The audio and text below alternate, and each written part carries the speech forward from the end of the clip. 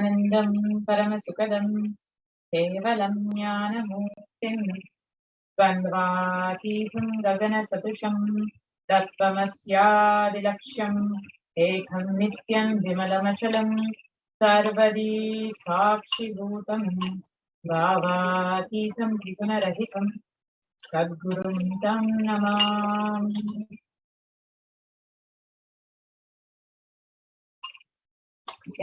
I welcome all the viewers today who are joining us for this Venkateshwara Bhava Samadhi Darshan.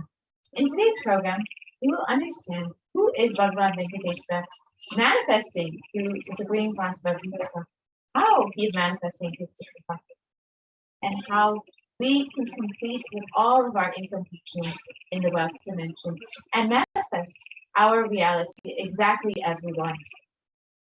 So let us now enter into the segment and understand who is Bhagavan Venkateshwara.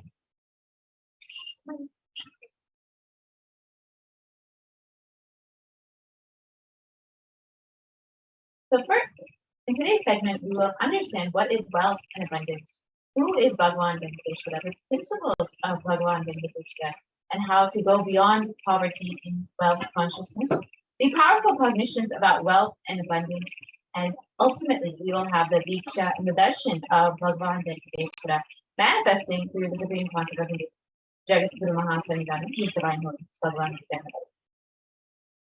So let us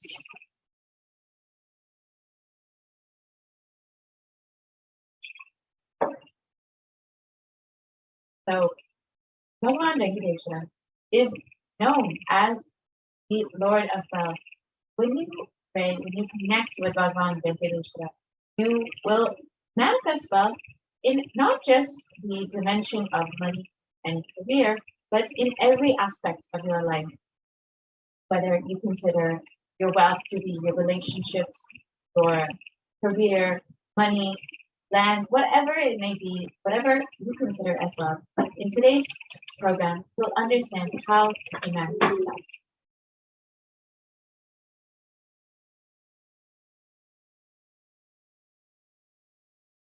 And now that we've understood what we will be learning today in the program, let us understand who is Bhagavan Venkateshwara in the words of the Supreme Concept of Hinduism itself.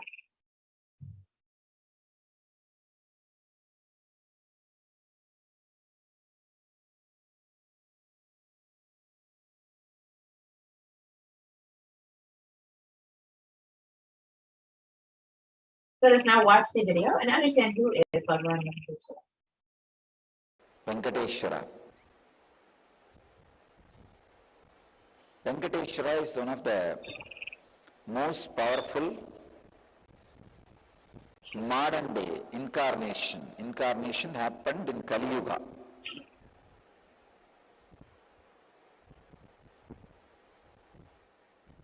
Vishnu came down to Seshadri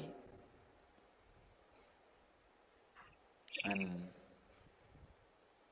Bhudevi took birth as Bhatmavati, and they got married and stayed in the planet Earth with the body at least for 200 years and created a beautiful kingdom, blessing the devotees with wealth, health, all the auspicious things. Finally, decided to stand in Tirumala. Venkateshwara's Murti is his very body. It just became stone, that's all. That's why it is life size. The very body, how he is standing, he just became Archavatara.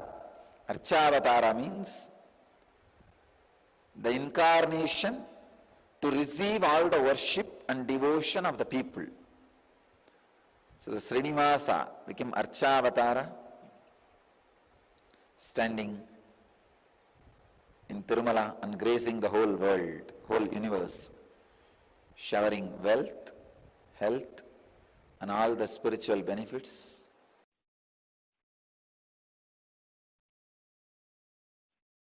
Now that we have understood who is Bhagavan Venkateshwara, let us understand some of the powerful cognitions that we will be learning today. So first, we'll understand the sacred science of the Bhava Samadhi Darshan. We'll understand about the Bhagavan Venkateshwara and the powerful cognitions about wealth and abundance. What is blocking our wealth from manifesting, and ultimately how to manifest wealth and abundance.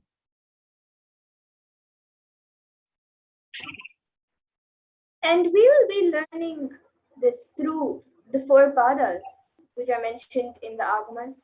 So the first is the Kriya Pada, which raises the electromagnetic force of your existence and connects you with God. Then the Charya Pada, which is the lifestyle of living enlightenment, where the Jiva, the self, connects with all the dimensions of the world. And then the next is the Yoga Pada, which raises your Kundalini and connects you with Paramashiva. And then the Jnana Pada, which brings Paramashiva in your being and makes him manifest in you.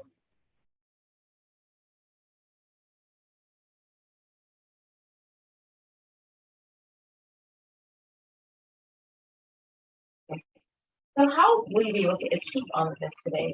First, by listening, by internalizing, and by manifesting the cognitions and with darshan and diksha of Bhagavan Venkateshwara manifesting through the Supreme Concept.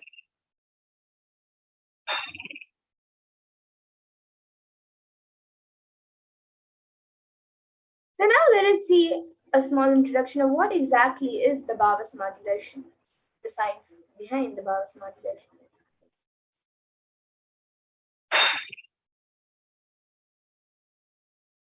So what is Samadhi? Samadhi means one with the source. Bhava means attitude or aspect. So Bhava Samadhi means being one with the source through this aspect.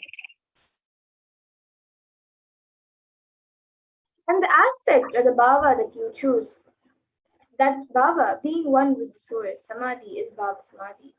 And knowing the aspect bhava is the ultimate adi, and being in oneness with that is bhava samadhi.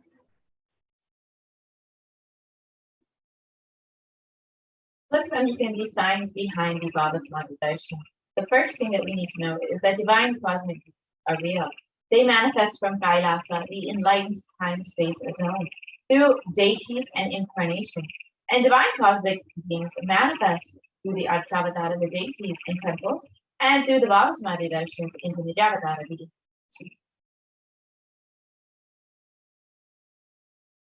And the bhava samadhi also awakens your kundalini shakti, which is the latent potential energy in each and every one of us.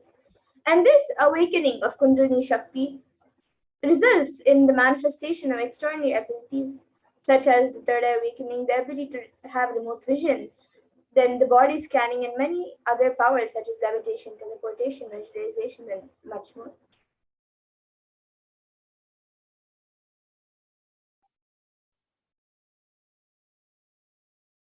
And this influx of superconscious energy physically slows down the aging process and improves immunity to disease. With increasing levels of coherence, the whole brain becomes alive, turning into a superconductor of conscious energies that heals, empowers, and transforms our lives.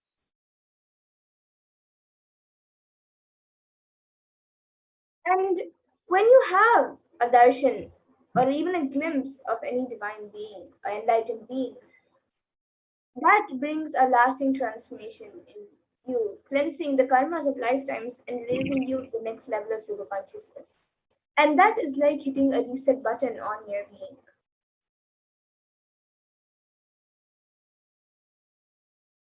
And during the Bhava Samadhi Darshan, our neurons mirror that of the avatar. The mirror neurons activate and process all the observed movements or information of the avatar just by seeing. That is, our entire body, silently and without movement, recreates what is happening distances far away, experiencing the superconscious energy radiated by the avatar.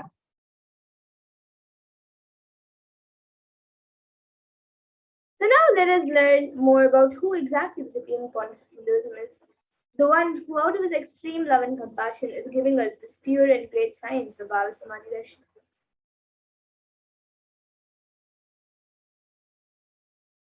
The Supreme Concept of Hinduism, Jagat Guru Mahasanidanam, His Divine Holiness Bhagavan Nityananda Parameshwaran, is the reviver of Kailasa, a macrocosmic ancient symbolic Hindu civilizational nation, and the Supreme Concept of Hinduism, 1008, incarnation of Parameshwara as for Hinduism, and is recognized by his predecessors, who are enlightened masters and adepts. The Supreme Concept of Hinduism has made the science of power manifestation, yoga, and temple-based universities as a lifestyle for humanity. And the Supreme Concept of Hinduism is also ordained as the 233rd Guru Mahasanidanam of Kanchi Kailasha Sarvajnapeetham. Then the incumbent emperor of Suryavamsha Sarangi Samrajyam, the present 293rd Jagadguru Mahasanidanam of Kailasannata Shyamala-pita Sarvajnapeetham, and the present Mahamandaleshwar of the Mahanirvani Akada, which is the largest apex monastic order. And the Supreme Concept of Hinduism is the 1008 Acharya Mahamandaleshwar of the Adalapada. He is the present 23rd Guru Mahasanidanam of the Dharma Swargapara Arena, and has been elected as the Supreme Concept of Hinduism by a congregation of over 1,000 Hindu leaders. And the Supreme Concept of Hinduism is also revered as a teacher of Hinduism, the most prolific, most viewed, read, and watched. He has authored 300 books and 10,000 articles in 3 different languages, which are English, Tamil, and Sanskrit. And these have been translated into over 50 languages with over 1,000 titles. And over 20 million copies of these books and articles have been sold, read, and downloaded by millions all around the world. And the Supreme Concept of Hinduism has also given over 10,000 hours of discourses for humanity and has enriched over 1 billion lives digitally. And he is respected as a commentator of all sacred scriptures such as Upanishads, Bhagavad Gita, Shiva Sutras, Brahma Sutras, Yoga Sutras, Ashtavakra Gitas, Jain Sutras, and much more.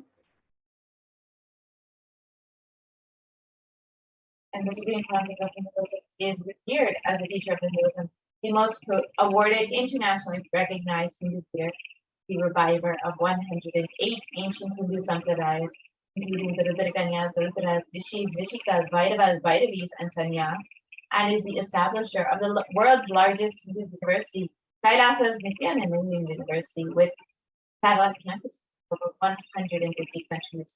The Supreme Concept of Hinduism is the establisher of 1,000 plus Kailasa enlightenment ecosystems, and is the founder and reviver of a million palm leaf scriptures of over 20 books. So now, with this, let us enter into manifestation of the extraordinary Shaktis, the extraordinary powers of Parameshwara. Let us first understand what are Shaktis and how we can also manifest Shakti. Yes, so today the Balasins and the yogis and the initiated disciples of the Supreme Concept of Hinduism will be demonstrating and sharing with all of you the extraordinary Shaktis awakened in us through the Diksha by Supreme Concept of Hinduism. And in today's Bhava Samadhi Darshan, all of you will also be receiving the initiation into all of these various Shaktis, like third eye reading, which is seeing with eyes blindfolded, and many other powers. And for those of you who might be wondering where exactly is the third eye located and how the third eye works, the third eye is actually a cosmic browsing center located between the brows, which upon initiation, one can effortlessly express powers and see through the third eye just as you would with your 2 eyes.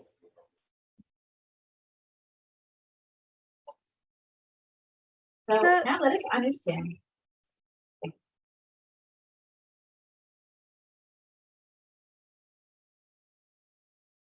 So let us understand what exactly are Shaktis and how they manifest, what is their source, and much more.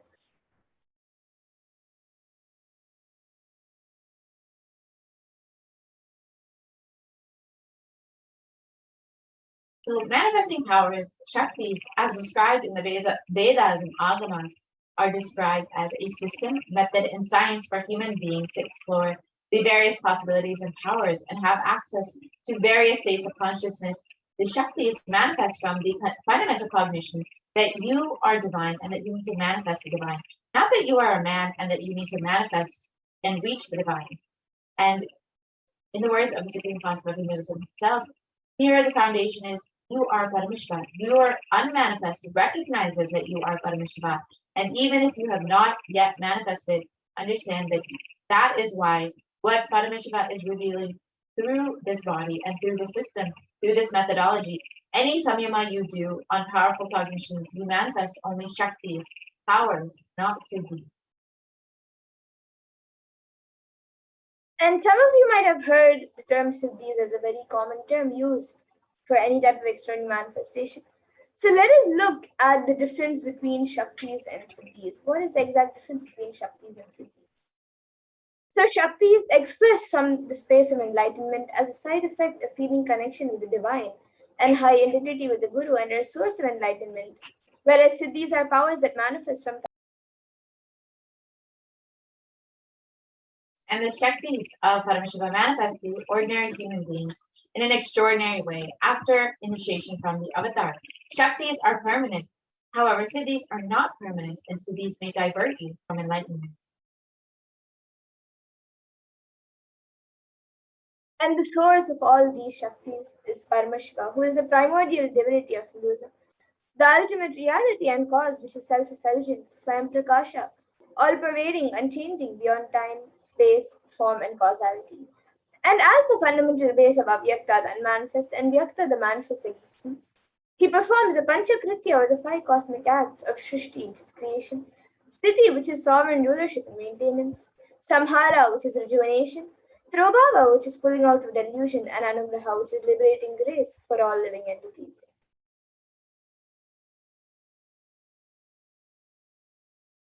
And now, the Supreme Point of Hinduism, Jagat Guru Mahasanidhanam, His Divine Holiness Bhagavan Sri Nityananda Parameshwara, as the 1008th living incarnation and representative of Parameshwara and the reviver of Kailasa, the ancient enlightened Hindu civilizational nation and the great cosmic borders of the nation, is reviving these yogic sciences for the first time in modern day, which was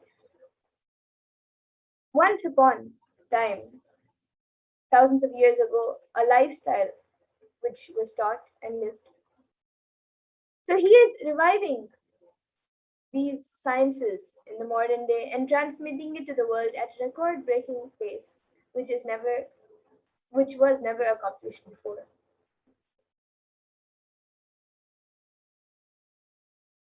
And here you can see the Guru Parampara, where all of this knowledge and this science of power manifestation is passed down from one generation to the next through the science of Diksha, initiation by enlightened Gurus. And the Supreme Court revived the initiations and knowledge repositories for billions to manifest the science of power manifestation from the disciplines of Vedanta, Tantra, Sri Vidya, Yoga and Yogic powers, Mantra Shastra, Siddha Vidya, science of Aushadha, Advaita, Bhakti Yoga, Parameshwar Jnana, Parameshwar Vijnana, and much more. So now let us see how we can awaken these Shaktis in us. How can we manifest these Shaktis ourselves? So every ultimate truth, jnana, is mapped into your consciousness, prajna, and manifests as a possibility and power of every being, prajnana. Diksha is the done. And this science of power manifestation is authenticated through four aspects of evidences or pramanas. So the first is the Shastra Pramana, which is the eternal, unchangeable truths revealed in the source scriptures.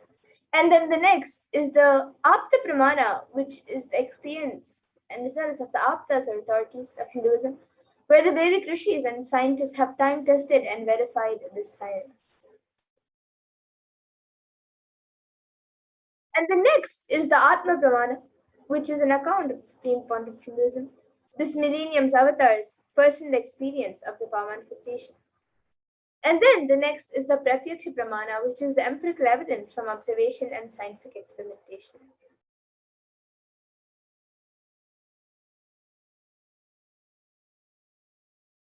And for those of you who might be wondering, what exactly are these Vedas and Agamas in which Parameshwara has described all of these sciences in a very, very elaborate way? So the Vedas are the ultimate superior authority for Hindus and are pure science where the ultimate truths are explained. And the Agamas are the scriptures where the applied technology and the applied sciences are expanded. So the Vedas and Agamas, the Vedagamas are given the status of Shruti as they are directly revealed by Paramashiva. They are the ultimate, eternal, unchangeable truths. And a reference cited from these Shastras or source scriptures is called the Shastra Pramana.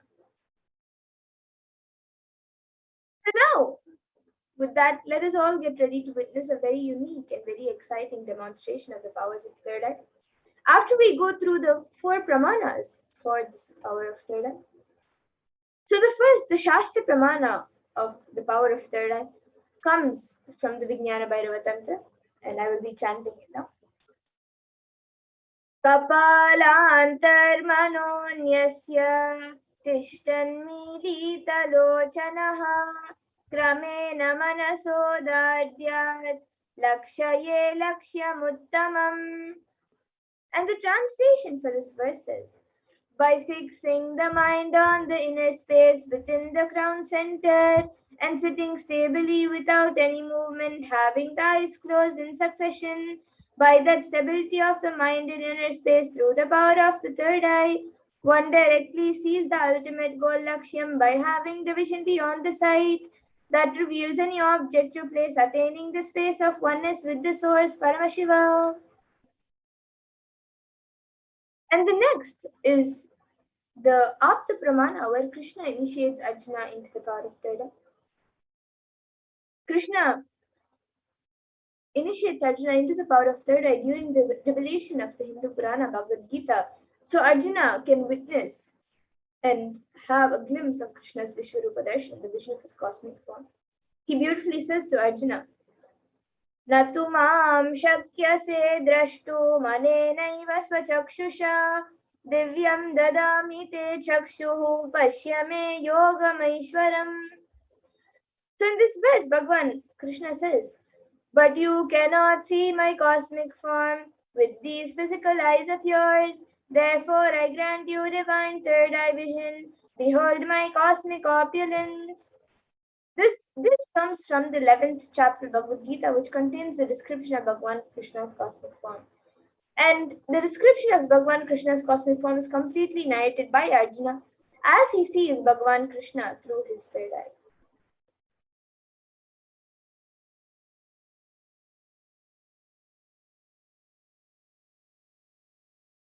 Inside and outside broke. And the next is the Atma Pramana. Inside and outside broke.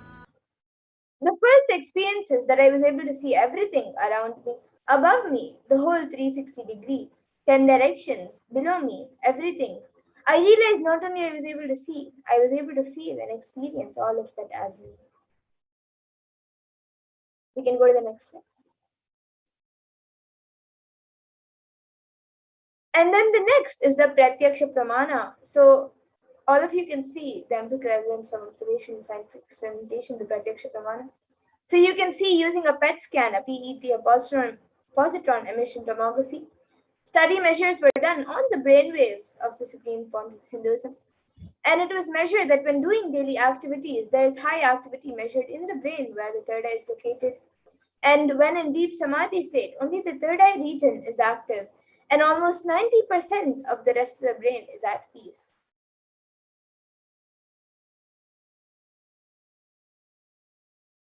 And now we will be getting into the Sakshi Pramana, the live demonstration of these extraordinary Shaktis. So the Sakshi Pramana is where this rare and sacred science of third eye awakening is being made available to all of us as a gift for humanity, for our conscious evolution by the Supreme Point of Hinduism. So now let us see a live demonstration of the extraordinary Shaktis, the powers of third eye.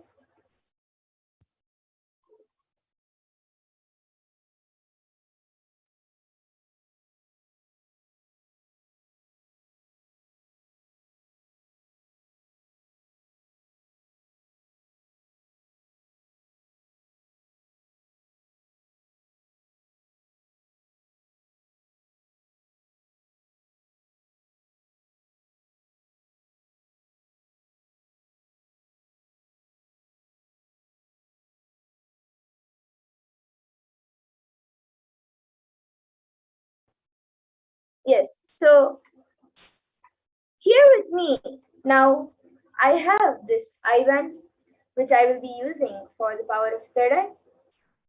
We can stop the screen share.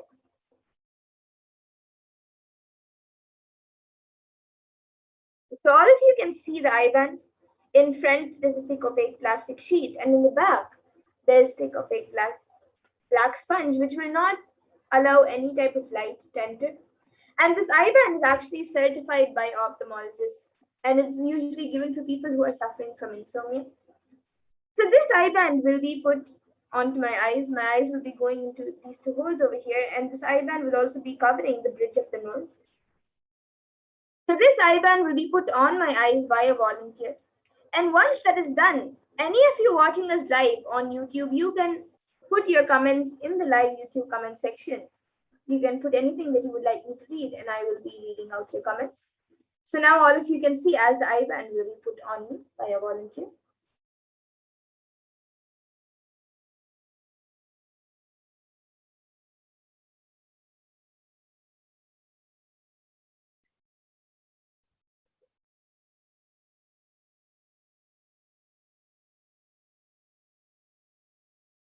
You can move a little to the left. Yes. So now the IBAN has been put. I will be turning to my right, left, up, and down.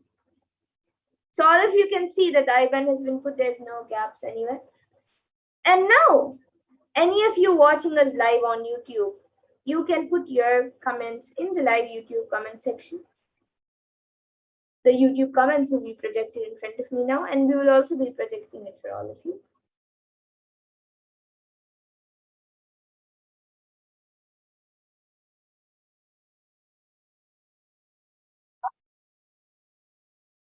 So we have a comment from Dharmodaya, who has put a namaskar emoji, a om emoji, a heart emoji, and then coconut emoji.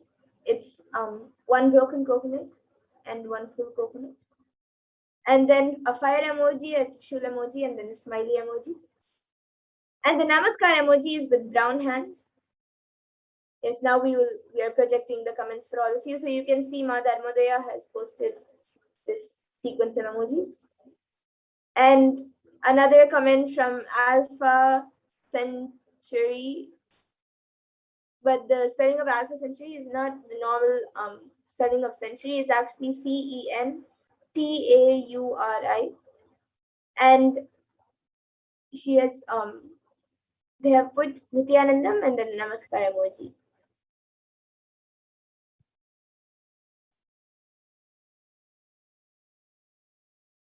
Yes, so all of you can see the comments. And Alpha Century has a green badge,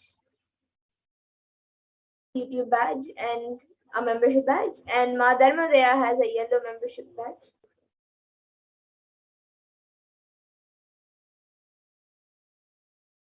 Yes, anyone else also watching us right now? You can put in your comments.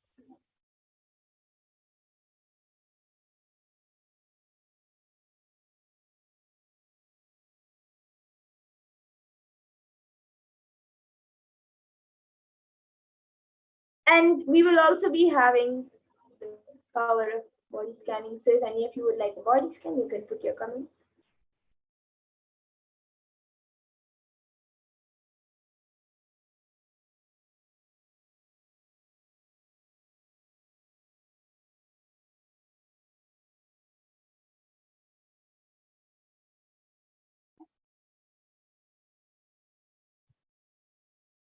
And maybe Alpha Century and Ma Dharmodaya, if you would like to put any other comments as well, you can put in your comments. It can be a sequence of emojis, numbers, letters, words, sentences. It can be anything. It can even be something that does not make sense at all. And anyone else also watching us right now live on YouTube, even you can put in your comments.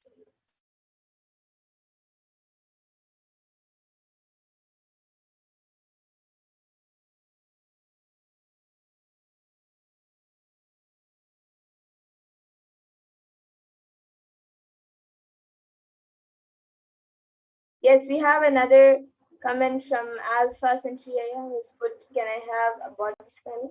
Yes, we will be doing a body scan. But I request if you can put your actual name, as a proper consent is needed for this power.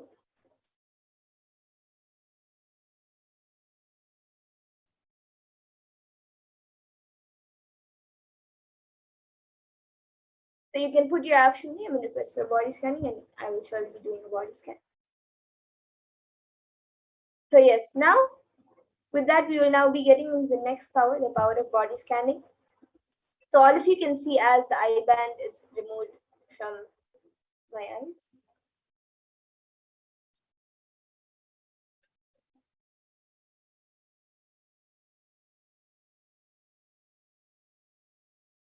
Yes, so you can all see the eye band. It is just as it was before, there is nothing added or removed. So yes, now we will be getting into the power of body scanning. So this power of body scanning is where you can scan any type of illnesses, diseases, medically diagnosed issues, or anything else through the third eye, as well as a solution for the problem. So the Shastra Pramana for the power of body scanning comes from the Vijnana Vaidava Tantra. Vadehe jagato vapi sukshma sukshmataraani cha tattvani yani nilayam dhyatvante vyajyate para.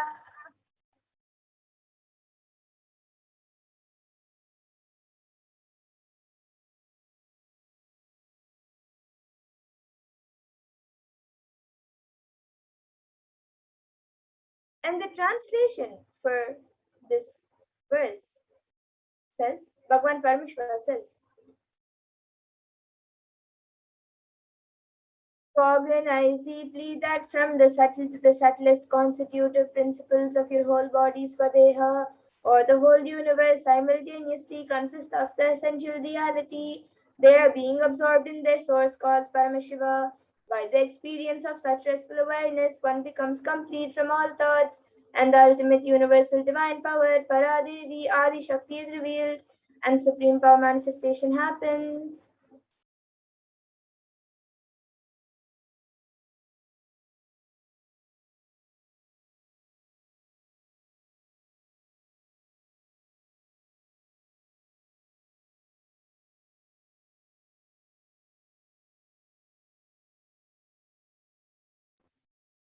And the next is the Apta Pramana for this power, which comes from the life of a Siddha, whose name is Tereya. And he was one of the prominent disciples of Agastya. So one day, a man suffering from severe headache comes to Agastya for healing, and Agastya then uses the power of body scanning and identifies that the root cause of the headache is due to and he identifies the cause of the headache, and he reveals that there is a small terai, a type of frog, sitting in the person's brain. So Agastya then immediately instructs his disciple Theria to perform an open head surgery and remove the frog. And after the surgery is completed successfully, the person is healed and cured of the headache. Thus, Theria gains his name. And the Atma Pramana for this comes from the life of the Supreme Point of Hinduism, where on the 22nd of December, Swamiji revealed of how he uses the power of body scan, paraphrasing his words. Only when I had the multiple compound hand fracture, I was forced to go for surgery and therefore for medical checkups related to that. At that time, they detected heavy metal quantity in my different organs. It was revealed that I had been poisoned without our knowledge. I immediately used diagnostic methods instead of medical facilities to study the body condition due to the poisoning. Through body scanning, I found out what the problems, imbalances had happened, and where balances had to be done. I used allopathy as a second opinion to verify my findings. And now here all of you can see the Sakshi Pramana. Thousands around the world have successfully manifested the power of body scanning and experienced the extraordinary manifestation of body scanning. And here are just a few sharings. But thousands around the world have experienced this power, and all of you will also be able to experience this power and manifest this power once you are initiated. And now we will be getting into the live demonstration of this Shakti.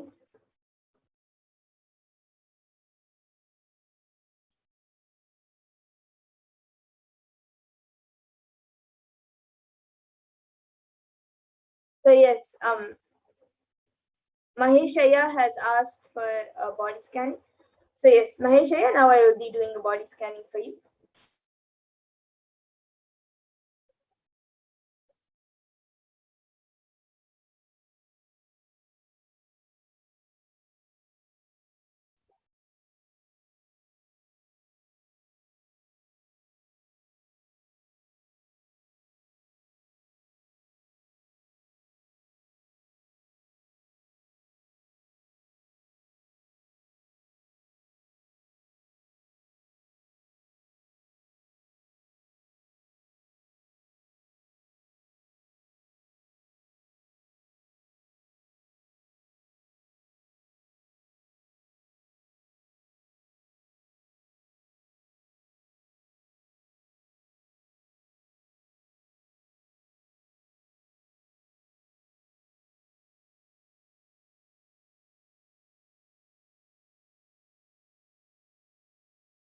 Yes, so Mahesh, Aya, what I was able to see for you was that you are having slight muscle pulls that I was able to see, and that is actually being caused because your body is not having enough of rest.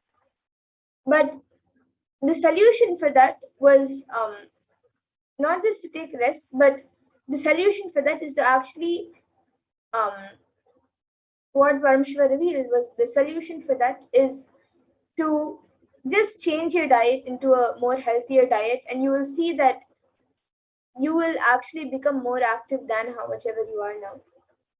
So, and that will also heal the muscle pull. So this is what I was able to see for you, Aya. Other than that, you are quite healthy. And yes, Ma Mahagovinda Rupini has asked for a body scanning. Yes, Ma, now I'll be doing a body scan for you. And Mahesh Iyer, you can get back in the comment section if you were able to relate.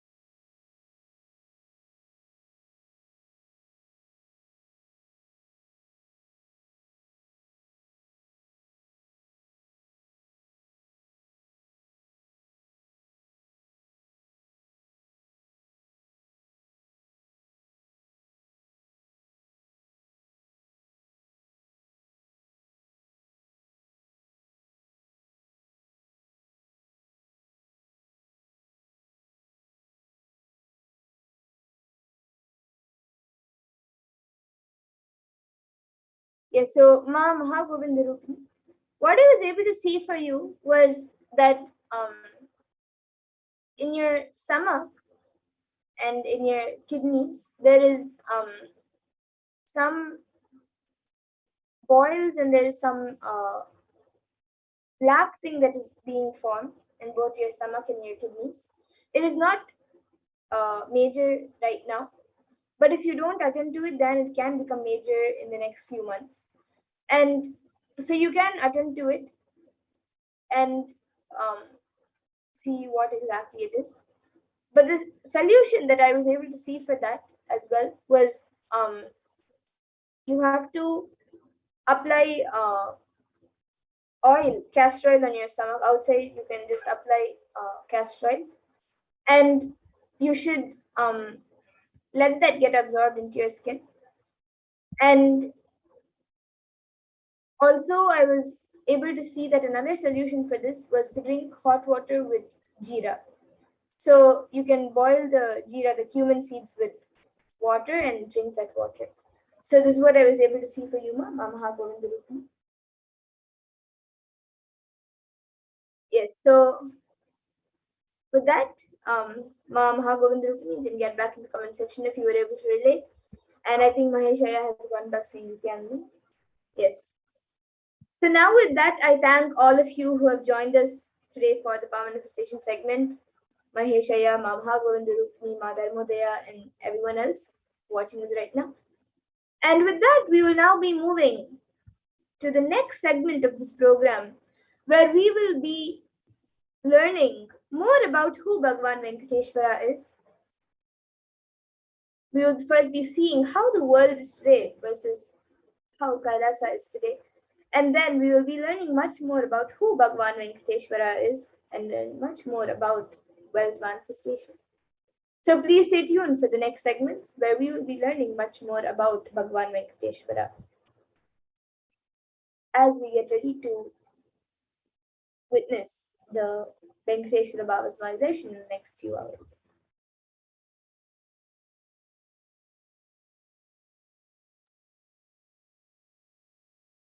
So let us first see the world today versus Kailasa today.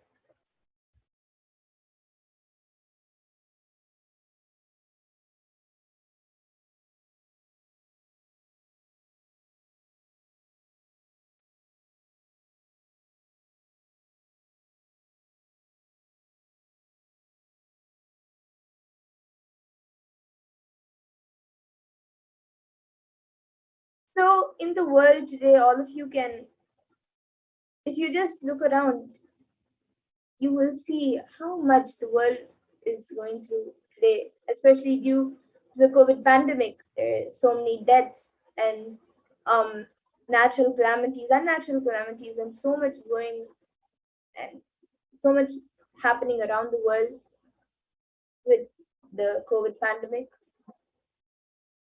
And even things that are not related to the COVID pandemic. Yes, we can go to the previous slide.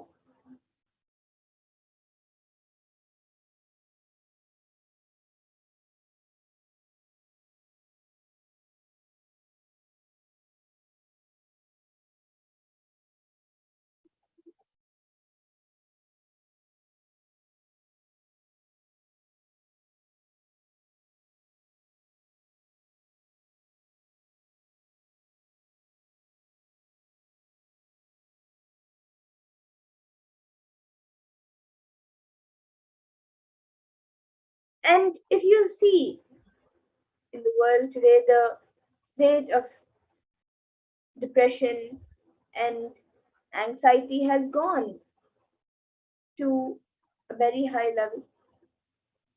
And yes, so now let us learn who is Bhagavan Venkateshwara. We can go back to the previous slide.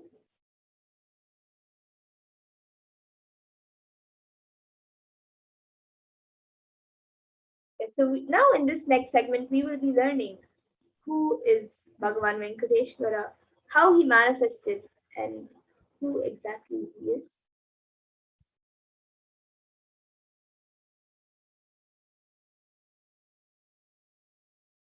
So Venkateshwara is one of the most powerful modern day incarnations that happened in Kali Yuga.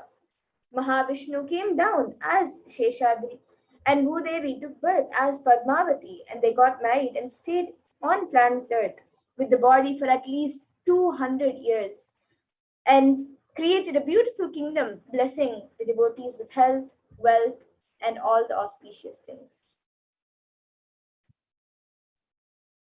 And Venkateshwara decided to stand in Tirumala, making himself available to all the devotees. And he just became a deity. The very body, how he is standing, now he just became the Archavatara. The Archavatara means the incarnation in the form of the deity to receive all the worship and devotion of the devotees. So Srinivasa became the Archavatara standing in Tirumala and gracing the whole world, the whole universe, showering all of us with wealth, health, and all the spiritual benefits. And Venkateshwara also has the Sri, which is none other than Devi Mahalakshmi, the goddess of wealth and prosperity, within his chest.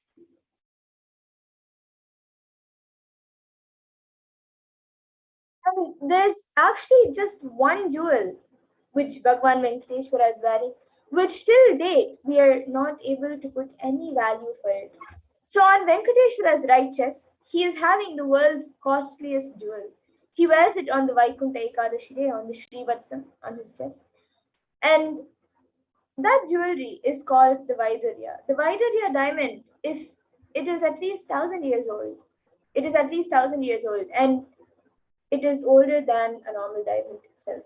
So that jewel is supposed to have come out. It is said to have come out of the churning of the Milky Ocean, and there's only one piece available in planet Earth, and that one is the one that Bhagavan Venkateshwara is wearing.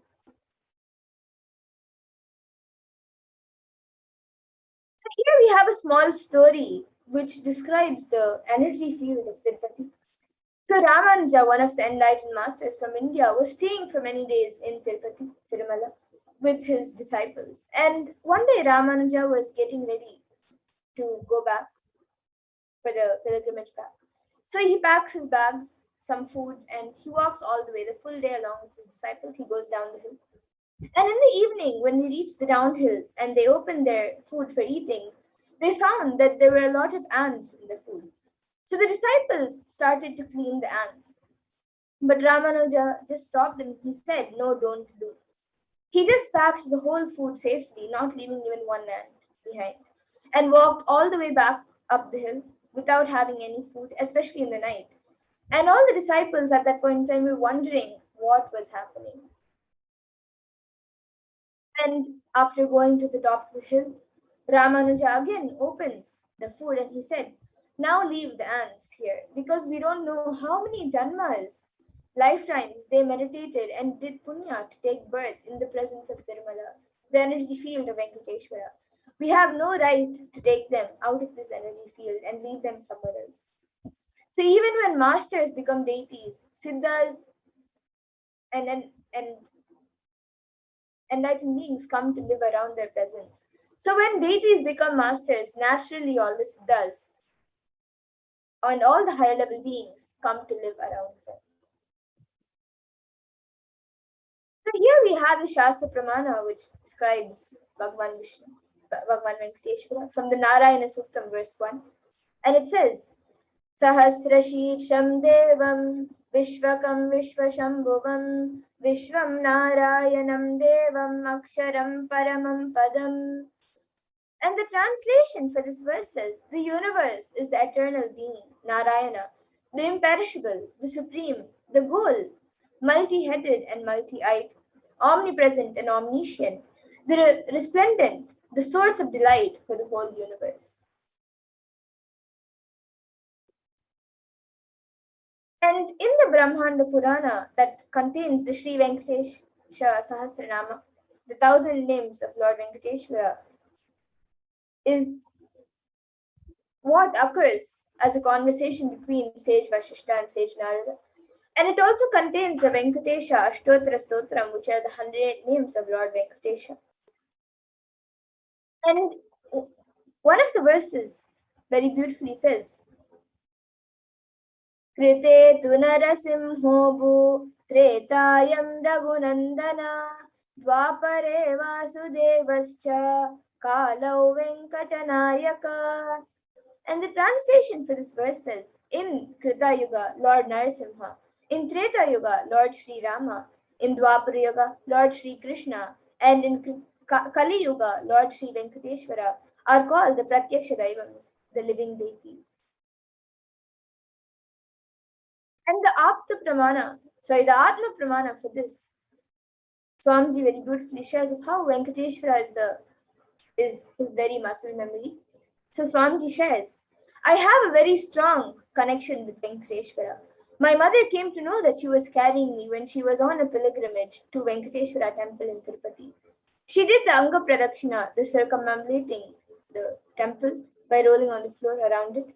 And after that, she vomited. Usually people vomit after the Anga Pradakshina. They gave her the prasada, the consecrated food of laddu, the Indian fried sweet. And after that also, she started vomiting. Then the elders saw the pulse and confirmed that she was carrying. So the first sweet I got is from Venkateshwara. I have a strong connection with him, with Venkateshwara. So this was shared directly by the Supreme Pontiff of Hinduism himself. And in the Vishnu Sahasranama, Falashruti verse 6, it describes the benefits of worshipping Bhagavan Venkateshwara. It says, Yasha prapnoti vipulam yati pradanyameva cha achalam shriyamapnoti shreya prapnotyamuttamam. And the translation for this verse says, he becomes endowed with great reputation and becomes the foremost amongst his kith and kin. He acquires undiminished wealth in this world and unexcelled prosperity in the other world, example liberation. Bhagavan Venkateshwara bestows all the Ananta Kalyana Gunas, the divine auspicious qualities, and the one who worships him receives abundance and wealth and all other dimensions of life.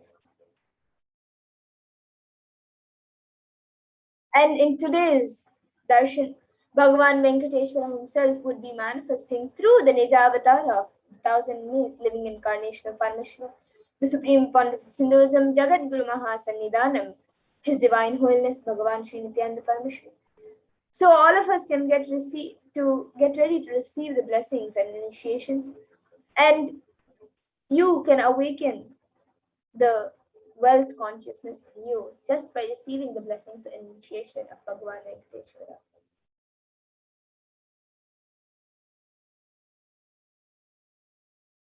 So in the Hindu tradition, in the Vedic tradition, we have two dimensions of wealth creation.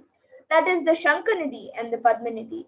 So the Shankanidhi means conquered wealth, which is conquered from natural sources. And then the Padmanidhi means the flowered wealth, like a lotus. It is created, and the Padmanidhi is made to flower from natural resources.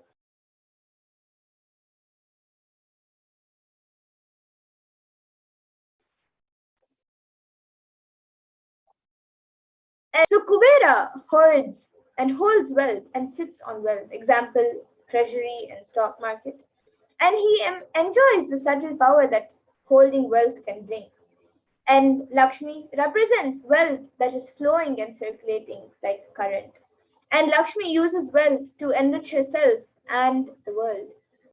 And she creates wealth effortlessly, uses it freely, and distributes it unconditionally.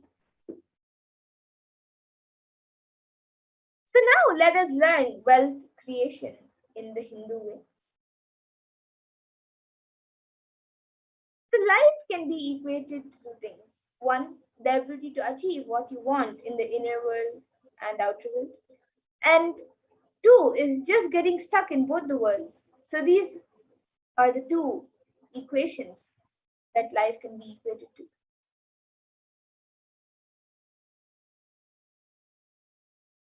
So, and the right diagnosis is that everybody wants wealth, but they do not increase the life in them to the level they want it. Wealth can be equated to the life energy that you express.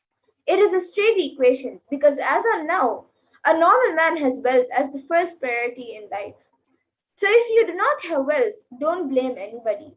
You are not expressing life in you. Life energy is not happening in you.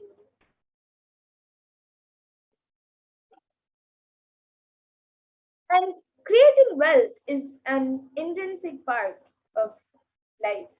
Krishna very beautifully says in the Gita, Gahano Karmano Gatihi, which means the universe by its nature works, works, and works. So if you have at least the goal of creating wealth, you will be creative. Your energy will be channeled properly. So the first priority in life should be for moksha, enlightenment. Until that happens, the second priority can be to create wealth.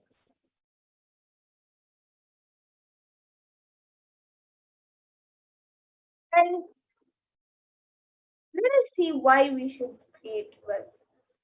So creating wealth can make you non-violent because your whole energy becomes active, and creating wealth brings tremendous interest in life and non-violence. And wealth is not just an object or a thing to be achieved. Wealth is an extension of you. So anything that adds to you is wealth. The quality of your health that you enjoy, the state of your relationships, the fulfillment that you experience in your career or your mental state. your sense of inner fulfillment, anything that adds to your life is wealth. And all these are measures of the success with which you have created wealth in your life. And wealth is not actually just money. Money is one wealth, currency is one wealth, the assets are one wealth, and being alive and active is one wealth. So all the four put together, money, currency, assets, and being alive and active is what is called wealth. And wealth is neither bad or good, it is a utility.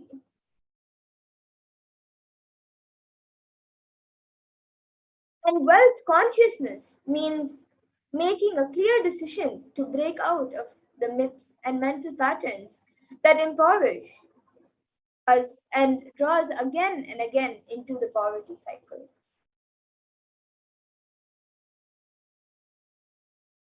And if you don't manifest your desire, you actually don't manifest your desire, you manifest your cognition. So anything that you cognize, you believe, and you perceive, you manifest that as a reality.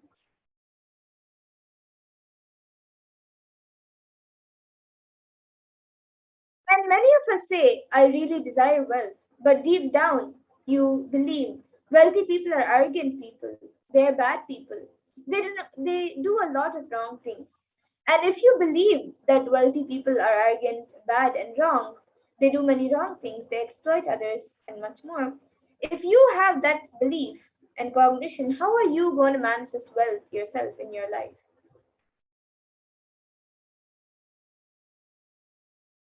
So, your perception is the material out of which your reality is manifested, your reality is made. So, if you desire wealth, but you believe, perceive, and cognize that wealthy people are bad or wealth is too much responsibility, naturally you will not manifest wealth in your life. And the gap between your desire and your perception is called the mental patterns. So let us now look at all the beliefs. Let us look at a few beliefs that you carry about wealth, that is, a few common understandings and cognitions and beliefs that we all carry about wealth. So, one of the first common beliefs that many people carry is that wealthy people are arrogant and bad people. You carry deep resistance of wealth, which lead you to not accumulate wealth, or even if you accumulate wealth by chance, you will carry guilt of wealth. But the truth is that arrogance does not come by wealth. Arrogant people will be arrogant whether they have wealth or not. Arrogant means behaving as if you are more important than or no more than other people. But we wrongly associate wealth to arrogance and create a pattern that starts hating wealth as well, the same way how we hate arrogance.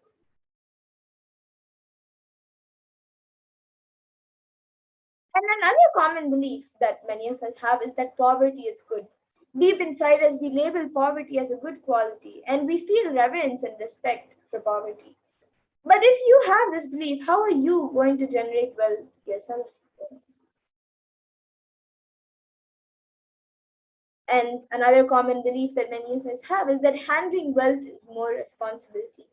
We may feel uncomfortable, whatever I want, I will not get. Or maybe you came to this conclusion by looking at some wealthy people who do not have time for themselves. So you might have come to the conclusion that whatever you want, you will not get it because you would have seen people don't have time for themselves. But that is not the truth. So let us now look at a few more inadequate beliefs on wealth that many people have. So one is making money is a sin. But the truth is that you can create as much wealth as you can, celebrate it and share it. Wealth consciousness is highly creative and it comes with high responsibility. And another belief is that wealthy people work smart, not hard. You might have come to this conclusion by seeing people who don't have time for themselves or who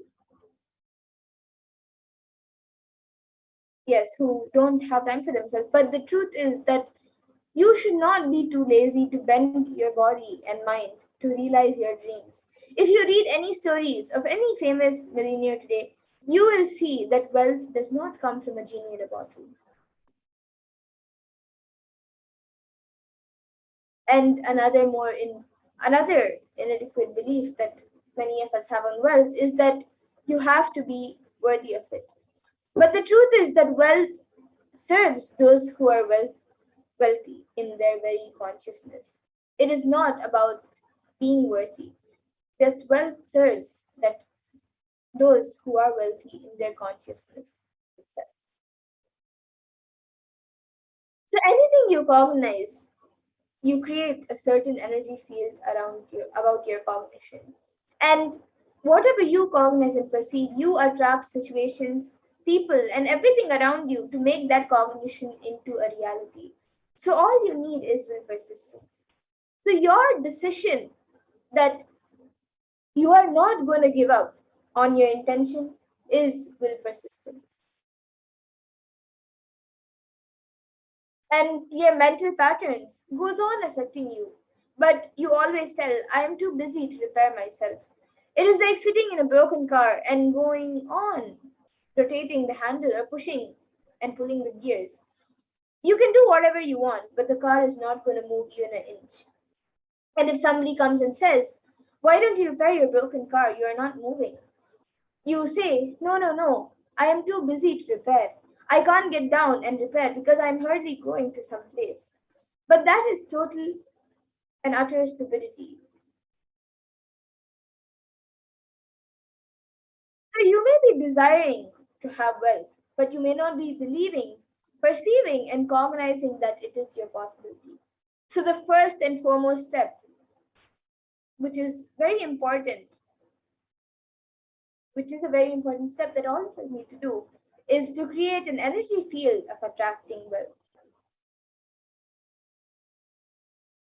So let us now watch a video, a satsang, where Swamiji speaks, Supreme Point of Hinduism speaks about secrets of attracting wealth.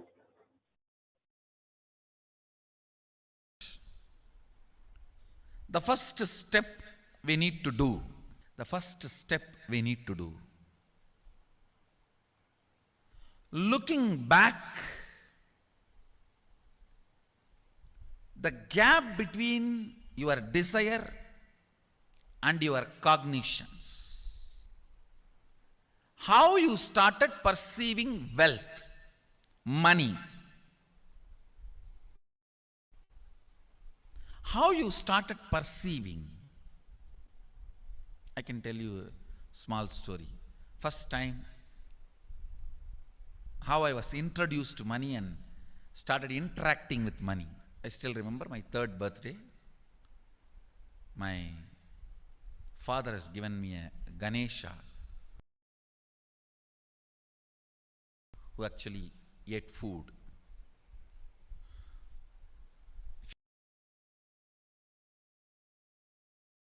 If you have read my biography, you would have read the whole story. I was given that Ganesha as a gift, and I was so curious and busy with playing with the deity.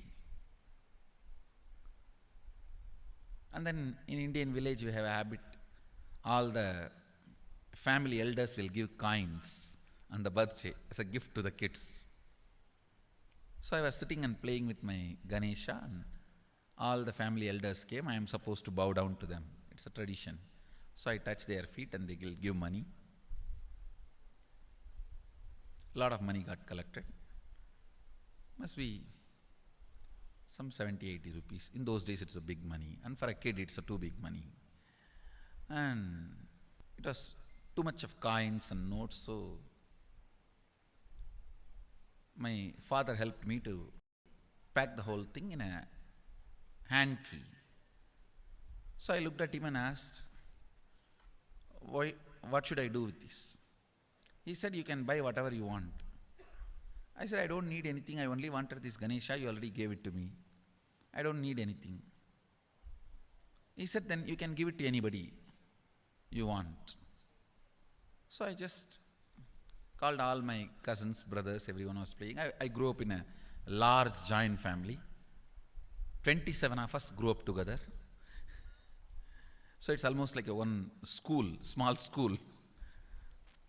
So all of them are playing. I called in my loud voice, hey, anybody wants, come and take this money? I don't want it. So 4 or 5 kids were running, and my elder brother ran fast and took the whole thing, whole hand key. My father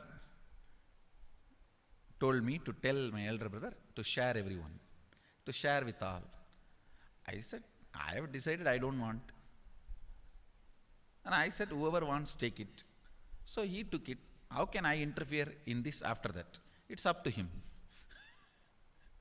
I will not even interfere, giving any further instruction to how they should share or who should share and all that. I said I don't want.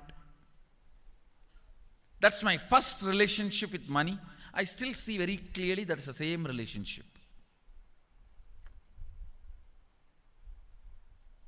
Still I don't touch money. I don't handle. Never felt the need. Anyhow, I am not saying this should be your pattern or this should be your... I am just giving you an example how I started relating with. So now dig out how you started relating with money. That was actually my completion with money. I touched first time money only to give dana. Still I am doing the same thing. Still I touch money only to give dana. How you cognized money, wealth, what all your perceptions and beliefs and cognitions about money. Let's dig out. Let's get them out first. The moment you remember money, does it bring tremendous pain, suffering, impossibility, all that in you? What is the emotion or energy it invokes in you?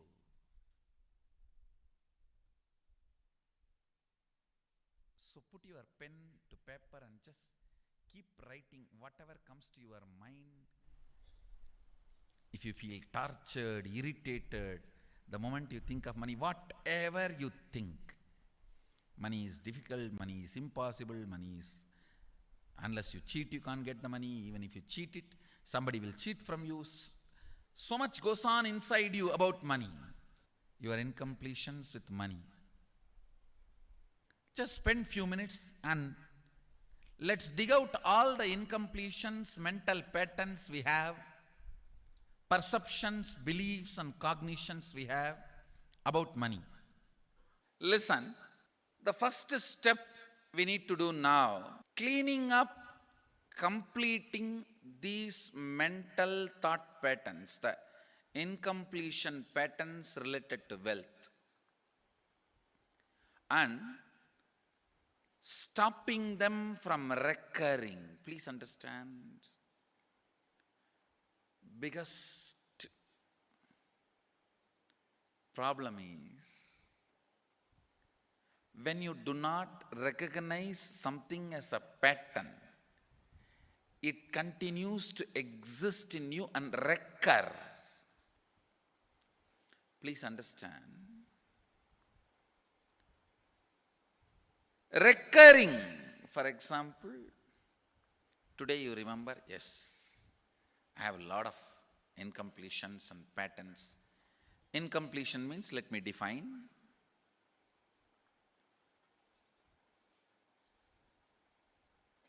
Your past sitting in your present, not letting you live your future is incompletion.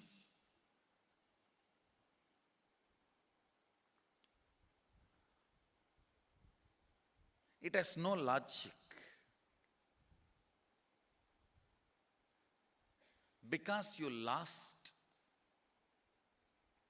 love of somebody, You decide never to love again. It has no logic.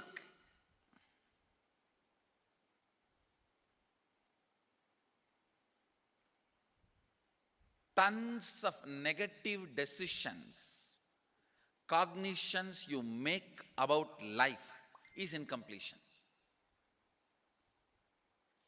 I'll give you one small example. 8-year-old kid is in the classroom. Teacher asks, who is the first Prime Minister of India? The kid jumps on the bench and shouts, Mahatma Gandhi. Naturally, the whole class laughs, because Mahatma Gandhi is not, neither is Mahatma nor is first Prime Minister. Okay, that you leave it. When the whole class laughs, she decides never to come in the front, jump up and be active. Even after 50 years, if she becomes a CEO of a company,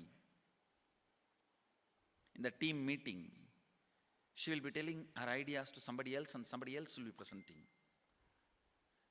Even if she is the head of the meeting, she will continue to suffer the decision she made at the age of 8. How many of you see this is happening even in your life in some form? That is what I call incompletion.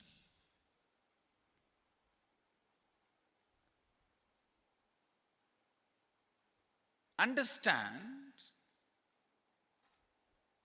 there is a very powerful science by Sadashiva in Agama. Sadashiva is the first Guru, Adi Guru. He explains in Agama, of course, the moment I utter this word, many will have many questions. What? Sadashiva? He was supposed to be God. Was he Guru? He was supposed to be energy. Was he teaching? Let me be very clear. He is the pure consciousness beyond time and space, but he also assumed form within the time and space. The formless came in form many times and taught the great spiritual truths to the world. We should not even use the word was. Is the right word.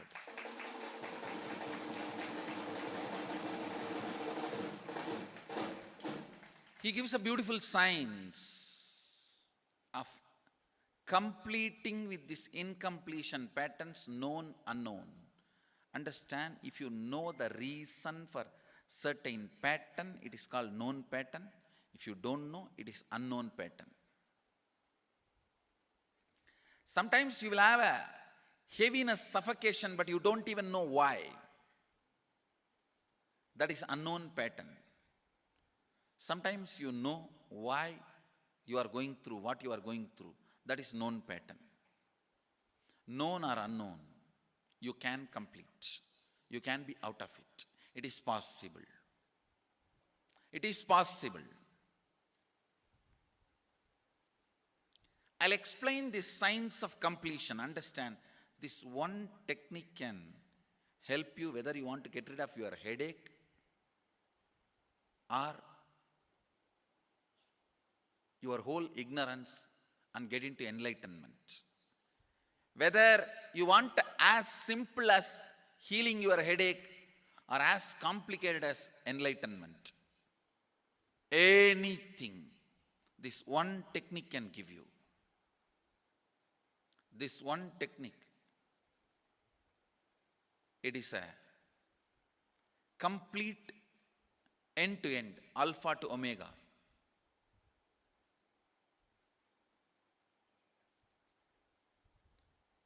It's from Sadashiva directly. In the Agama, 94th verse, 22nd technique. The chapter is called Shivajnanopanishad and also called as Vijnana Bhairava.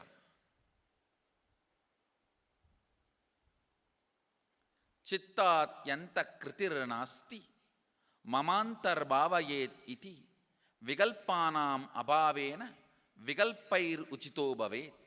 You don't have to remember. I am uttering every time so that I will remember. That's all. No, it is just to keep the purity of the teaching. I want all of you to know, whatever I am sharing with you is my personal enlightenment experience, which is in tune with the earlier master's experience. My Apta Pramana, my Atma Pramana in tune with the Apta Pramana, means the earlier masters, the Shastra Pramana. Only that can become your Sakshi Pramana. Never learn from a person who does not have Atma Pramana, enlightenment. He will be only Pandit, repeating. Same way, never learn from a person who claims yes, enlightenment, but does not keep his experience in tune with the Shastra Pramana and shares with you. It's always dangerous. Maybe it must have been good for him, but we don't know whether it is good for all of you. The Atma Pramana should always be acid washed with Apta Pramana, Shastra Pramana. Only that can become Sakshi Pramana, experiential reality for you. Never learn from anybody who has only knowledge, not experience.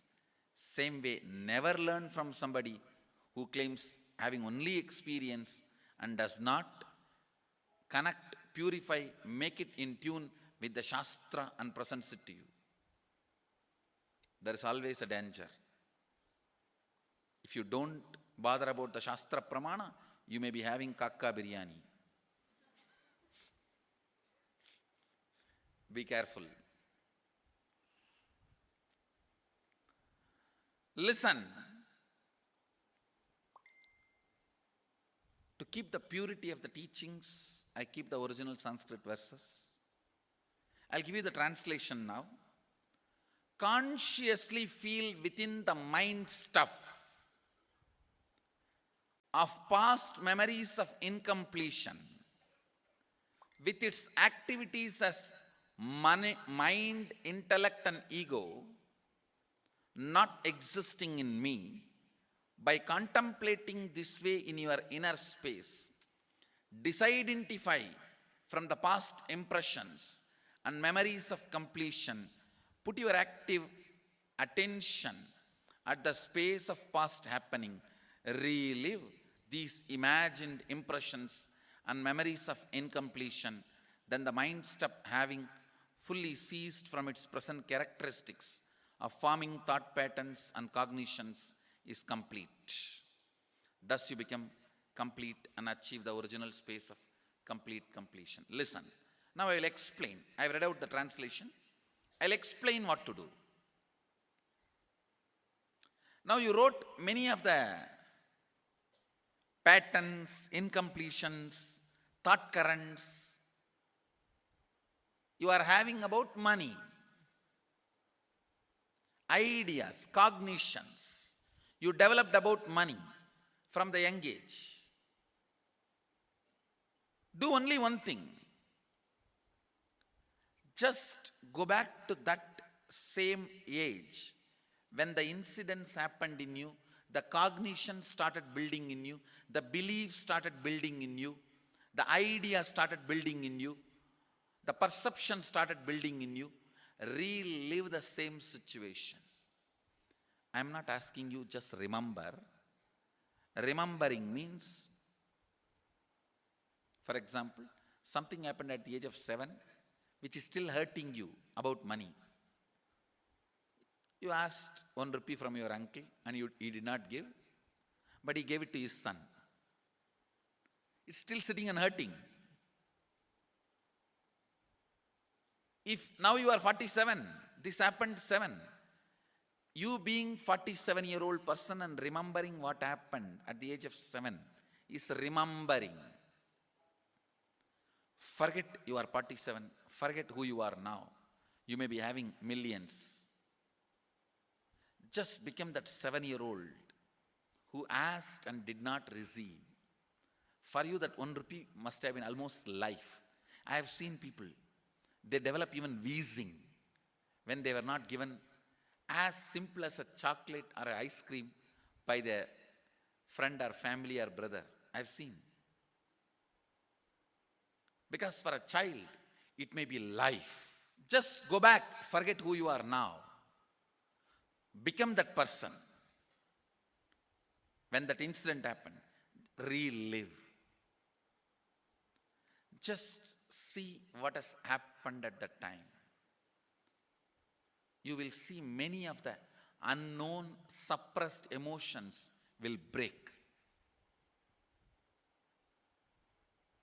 And I tell you, many diseases will be healed. I have seen people walking out of tumors, cancers, asthma, wheezing, just by completion. Because many of your diseases have their roots in some of the incompletions of the past. When you relive, many pain parts in you breaks. Pain.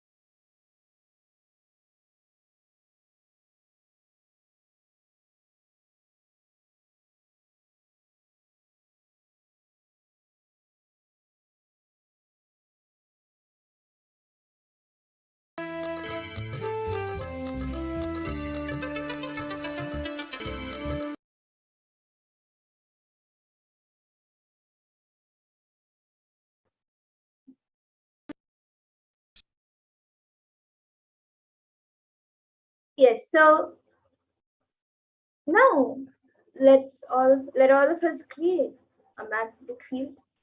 So the first step is to clean up the incompletions and patterns that you carry about wealth and create a right space and a powerful magnetic energy center in you. to attract wealth and the situations and people that support you to create wealth like a magnetic energy center for manifesting wealth the way you want. So let us take 5 minutes now and dig out all the incompletions about money. So you can keep writing whatever comes to your mind. The moment you remember money, does it bring tremendous pain or suffering or impossibilities? All that in you, whatever is the emotion or the energy that invokes in you, just start writing it down. The moment you think of money, whatever you feel and you think, whether it is money is difficult, money is impossible, or unless you cheat, you can't get money. And even if you cheat, somebody else will cheat from you. So much goes on inside you when you think about money, your incompletions with money and everything else. So just spend a few minutes and let's dig out all the incompletions and beliefs and mental patterns that we have, the perceptions, cognitions, and much more that we have about money. So you can all now take 5 minutes and pen all of this down. Yes, so you can take a few moments and dig out whatever incompletions that you carry about wealth. So maybe carrying some ideas that money is impossible to make, that you don't know how to make money, that the money that you make is lost, whatever cognitions, whatever negative ideas that you carry about wealth, spend a few moments, dig out all of those incompletions, dig out all of those cognitions that you carry, and spend a few moments to write all of those down. And all of the beliefs, the mental patterns, the negative ideas, perceptions, and cognitions that you have about money. Write those down now. Just take a few moments and pen all of those down.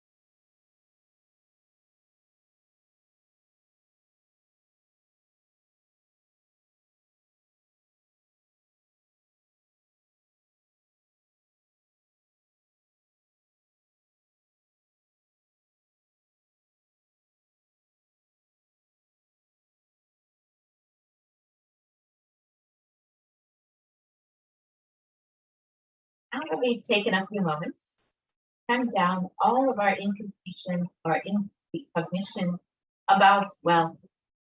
Let's now move to the next part of the exercise.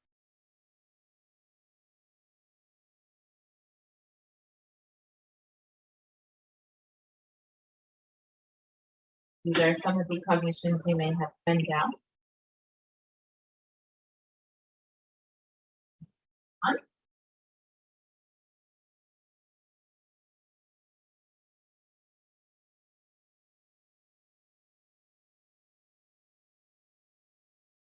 Each belief or cognition that you create starts from a particular incident in life.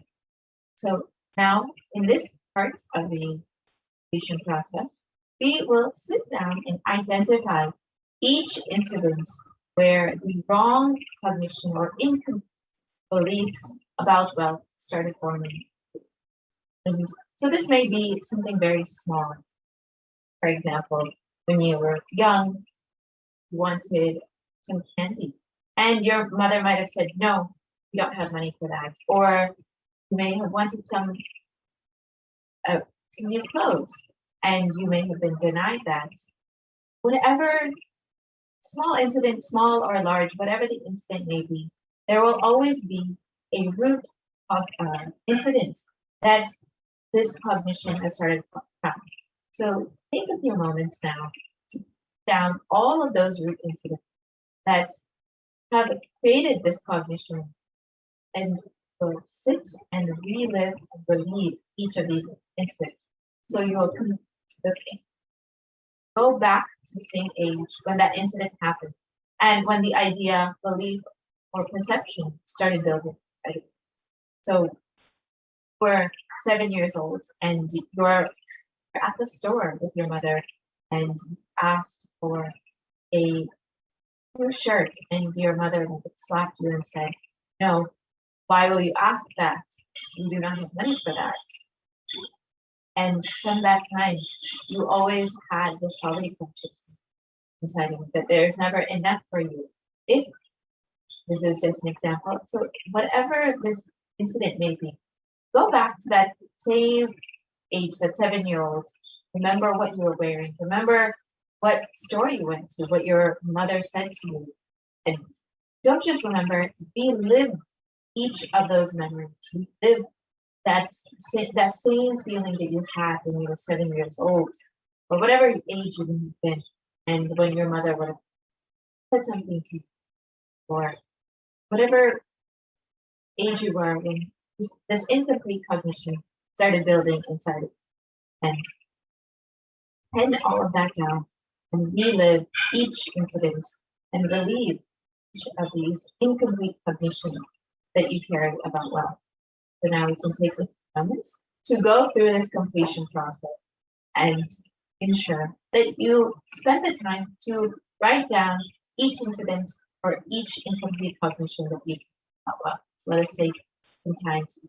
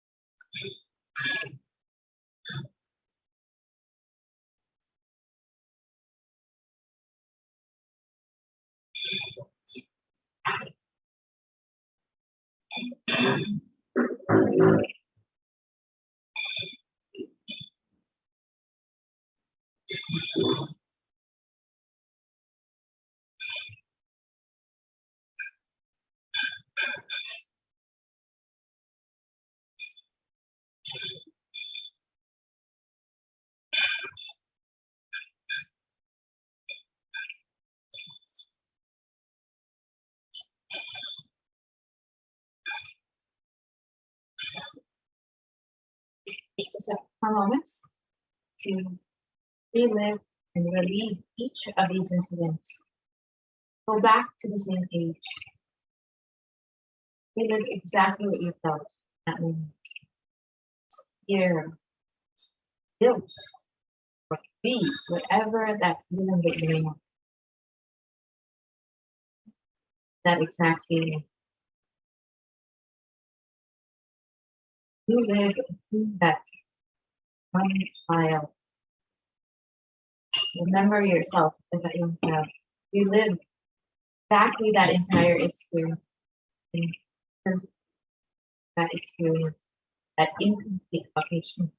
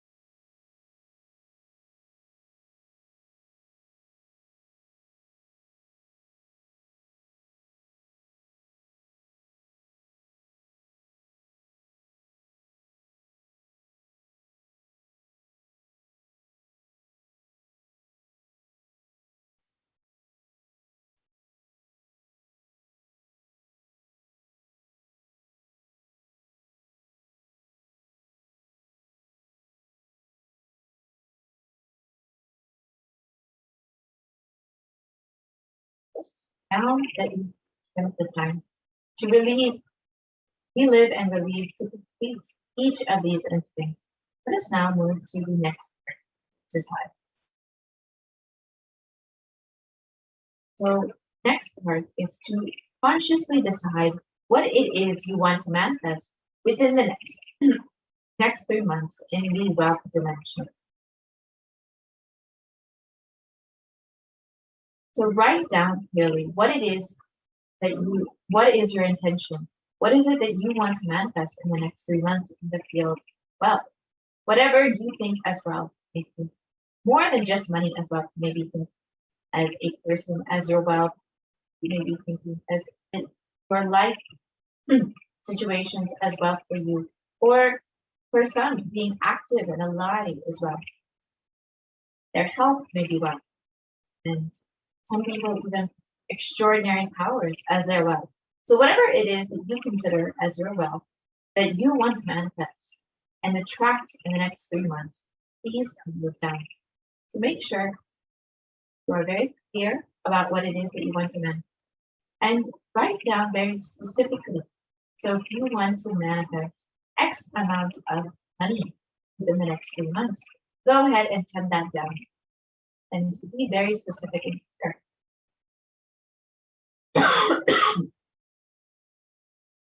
And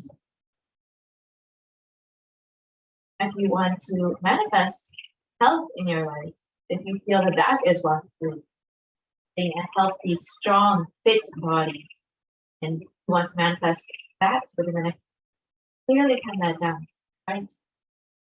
How you want to feed your health in the next 3 months. Whatever it is that you want to manifest, write down really what it is, and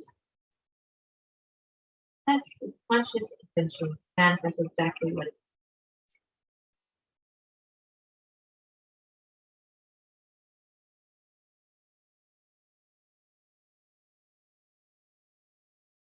Let us go ahead and pen down all of our intentions and what it is that we want to manifest in the next 3 months. So let's make it very specific for the next 3 months so it is something clearly visualized, understand, and very consciously decide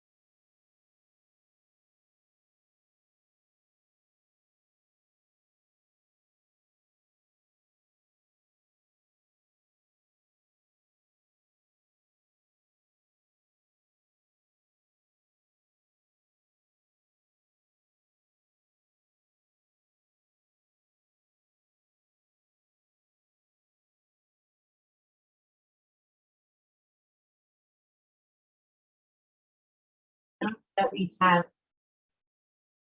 written down exactly what it is that we want to manifest in wealth and fortune. Let us move to the next part of the exercise, where we will understand exactly how we can manifest what it is that we. It is only through Guru's grace that we can manifest whatever it is we want in our lives.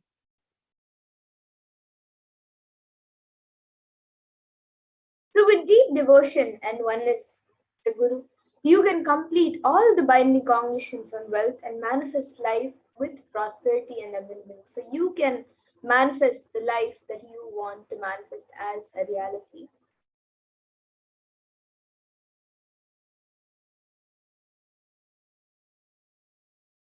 And in the Guru Gita, which Parameshwar himself describes the importance of Guru, in the 23rd verse it says, Gukarastvandhakarascha Rukarastej uchyate Ajnanagrasakam Brahma Gurareva na samshayah. Yes, and the translation of this verse, the syllable Gu is darkness, and the syllable Gu is said to be light. There is no doubt that the Guru is indeed supreme knowledge that swallows the darkness of ignorance. And the 18th verse of the Guru Gita also says, Guru Murtim Smare Nityam Guru Nama Sada Jape Guru Rajnanam Prakurvita Guru Ranyanna Bhavaye.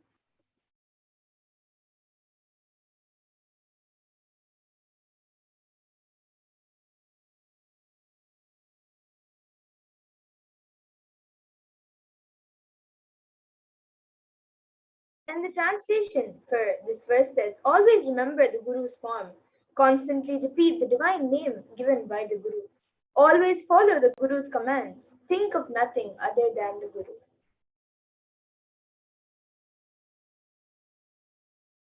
And the 11th verse of the Guru Gita also beautifully says, Sarva Papa Vishuddhatma Shri Guru Pada Sevanat Dehi Brahma Bhavedasmat Tvatkripartam Vadamite. And the translation for this verse says, out of compassion for you, I shall tell you how the embodied soul becomes Brahman, having been purified of all sins by serving the feet of Guru. So now let us see who exactly is the Guru, the importance of the Guru. So the Guru is not a mere Vyakti, a person. He is, as you imagine, he is a Tattva, a principle. He is simply a physical representation of the divine. In the Vedic tradition, the spiritual teacher, the Guru, is said to be more important than God himself. So God is always and everywhere, but it is the Guru who opens the disciples' eyes to the existence of God. So Guru is the doorway to one's own experience of the divine.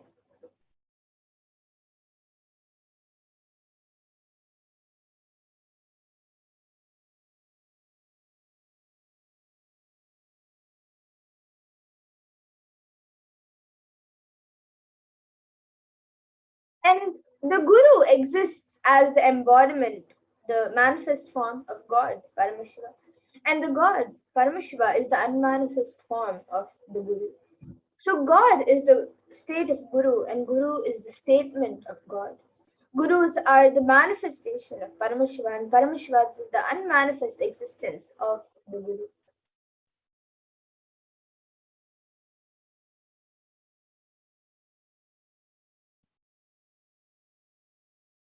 And Guru Bhakti is intense, pure, and is an existential energy which can liberate you from all known, unknown, and unnecessary delusions.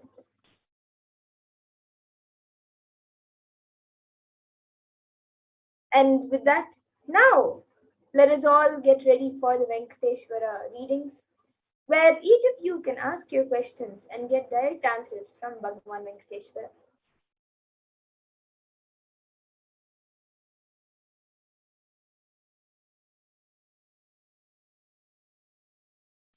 the blessings and grace of the Supreme Point of Hinduism, Jagat Guru Mahasannidhanam, His Divine Holiness Bhagavan Sri Ananda Venkateshwara, a group of disciples have been initiated to have the Sarupya of Venkateshwara, embodying the grace and form of Venkateshwara. So any question or prayer is of the devotees taken to Bhagavan Venkateshwara, and Bhagavan Venkateshwara responds to the question through the initiated disciples. So this is a very easy way where you can ask your questions to Bhagavan Venkateshwara and get direct answers from Bhagavan Venkateshwara through the initiated disciples. So if you would like to ask your questions and your prayers to Bhagavan Venkateshwara, you can sign up in the link below, tinyurl.com/deity readings. So you can all take a few minutes to ask your questions and your prayers.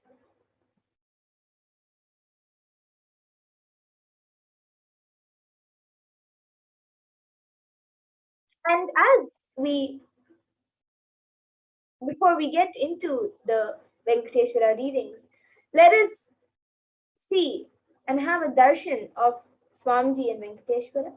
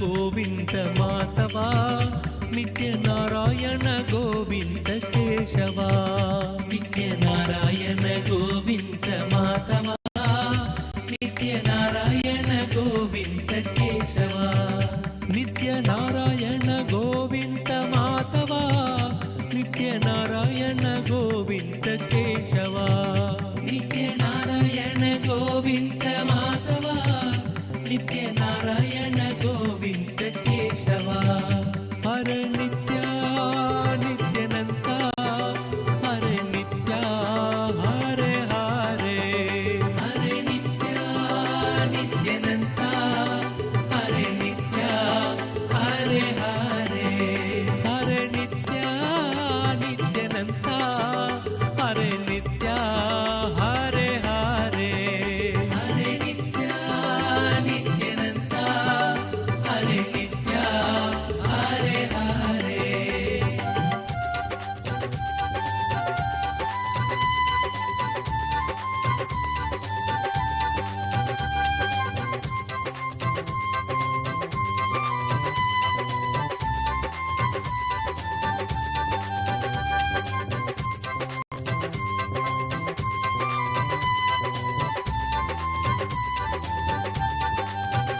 नित्य नारायण गोविंद माधवा नित्य नारायण गोविंद केशवा नित्य नारायण गोविंद माधवा नित्य नारायण गोविंद केशवा नित्य नारायण गोविंद माधवा नित्य नारायण गोविंद केशवा नित्य नारायण गोविंद माधवा नित्य नारायण गोविंद केशवा हरे नित्या नित्यानंता हरे नित्या हरे हरे हरे नित्या नित्यानंता हरे नित्या हरे हरे हरे नित्या नित्यानंता हरे नित्या Hare Hare Hare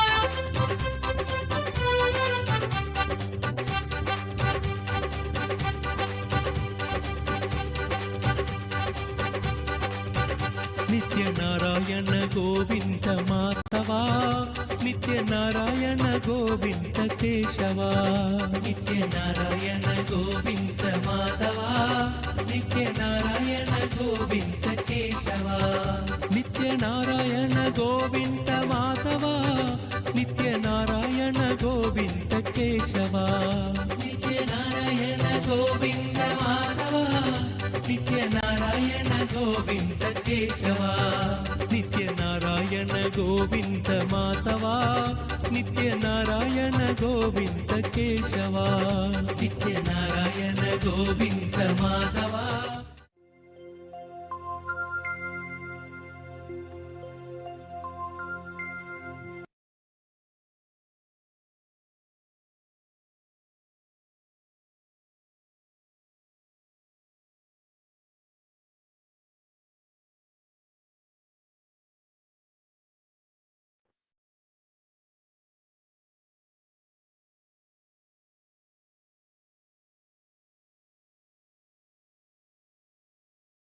Yes, so all of us want to live with wealth and abundance in our lives. We want to live like Bhagavan Venkateshwara.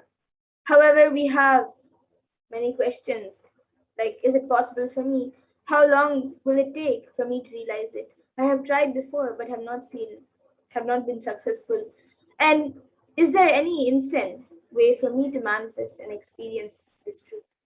Does Hinduism offer a solution that is instant and immediate?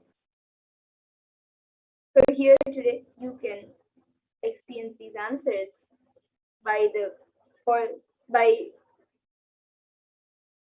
various ways. So now we will be getting into the Venkateshwara readings in a few minutes. You can all sign up in the link given. tinyurl.com/ask-deity-readings. We can go back to the previous slide. Yes. So the link is being projected. All of you can, if you would like a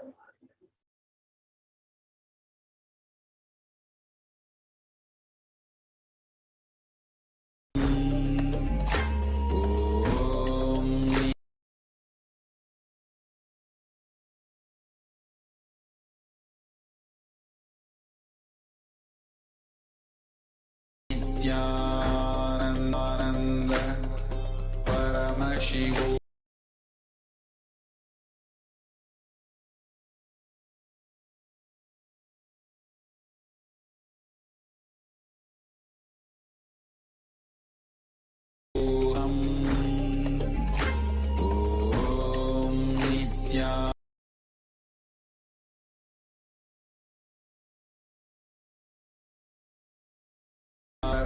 शिवोऽहम्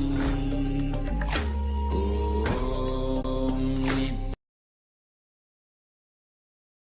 नित्यानन्द परमशिवोऽहम्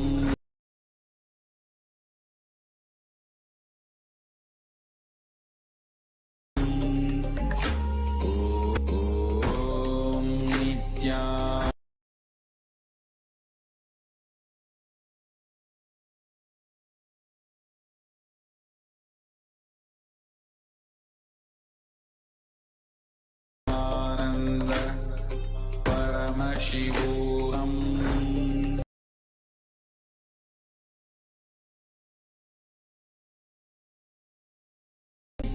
नित्यानन्द परमशिवोऽहम्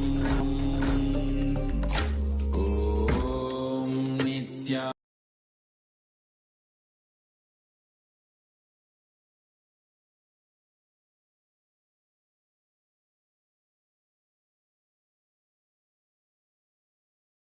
शिवोऽहम् ॐ नित्यानन्द परमशिवोऽहम् ॐ नित्यानन्द परमशिवोऽहम् ॐ नित्यानन्द परमशिवोऽहम्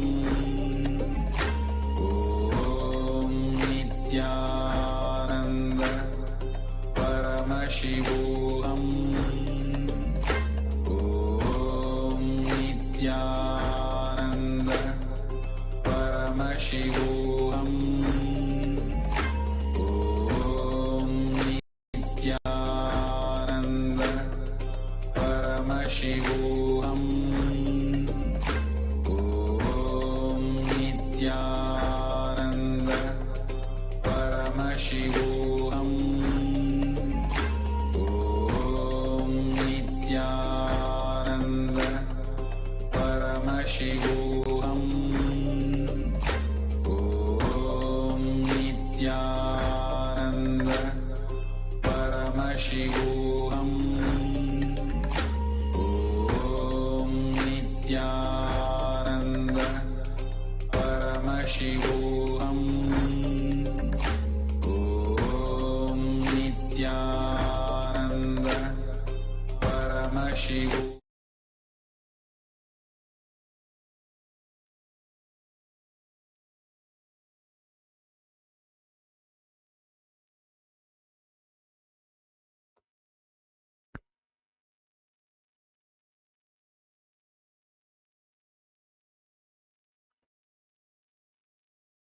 Now we enter into today's Venkateshwara readings. The first question is from Evelyn Delkid from Guadalupe. Dear Lord Venkateshwara, I want to manifest financial abundance. Please bless me.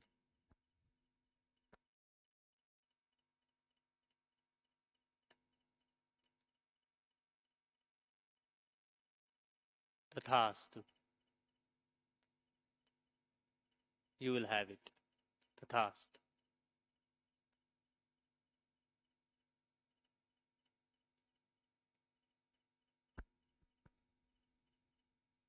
The next question is from Forbin from Guadalupe. Dear Lord Venkateshwara, why I cannot manifest what I want in my life? Please help me to go deep inside to find my incompletions, wound that I had in childhood. Thank you, Lord Venkateshwara.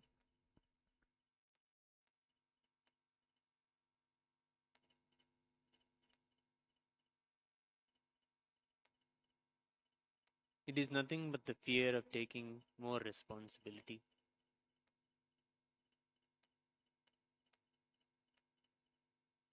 See that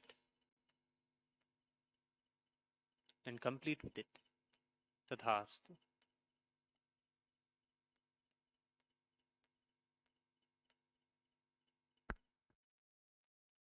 Next question is from MF Panduranga from France. Lord Venkateshwara, how can I know my Ishtadeta's name? Thank you.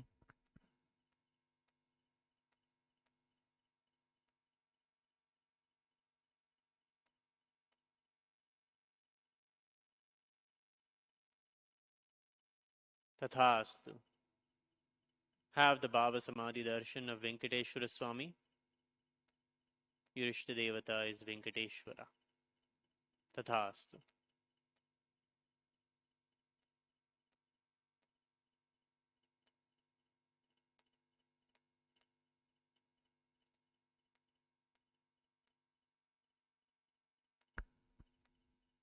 The next question is from Chang Lim Yim Fabio from Reunion. Dear Lord Venkateshwara, the mother of my children wants to take two of my daughters, Islaine and Ladia, who were initiated by Swamiji in Alsek, to her boyfriend to live there. What should I do? Is it a good thing?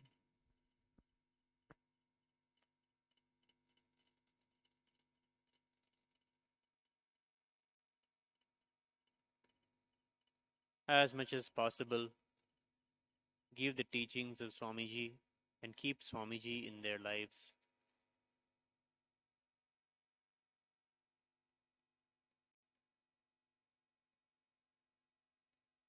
Slowly they will connect. Do not give up on others. Tathast.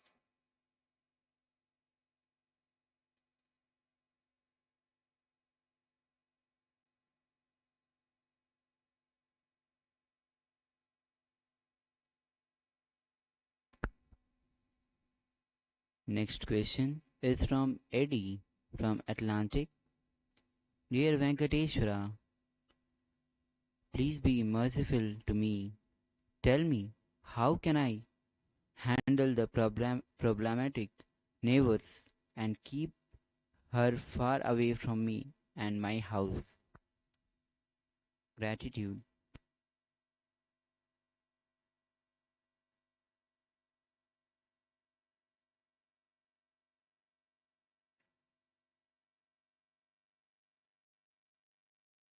Tathastu. Venkateshwara will take care. Do not worry. Tathastu.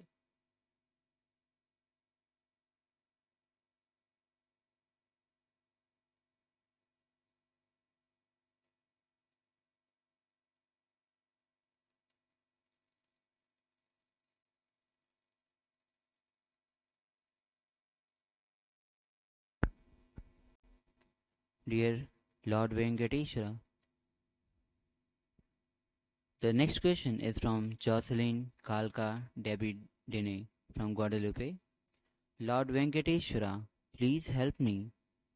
I have spent more than 30,000 US dollars to Kailasa's bank since July 7th, but I haven't received the money yet. Unlock the situation for me. Remove my fears, my karmas, the black magic, and all the dirt in my system. Give me power and conscious sovereignty. Gratitude.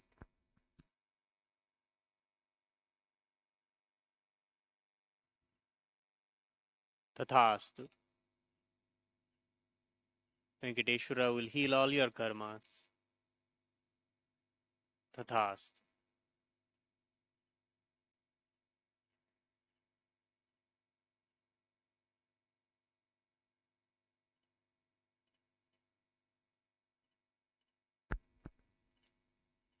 Next question is from Parmeshwari Krishnan from Malaysia. Lord Venkateshwara, please help heal my mother from physical, mental, and emotional root patterns. Please give her health, peace, and long life. Thank you, Bhagavan.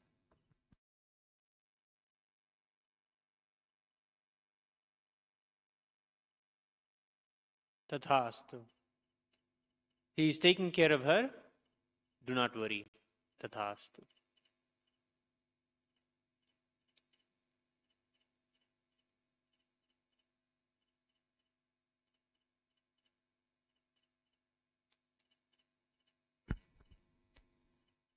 The next question is from Parmeshwari Krishnan from Malaysia. Lord Venkateshwara, please heal my daughter Jaya. She is 7 years old and suffering from flu illness. She is always sneezing. Thank you.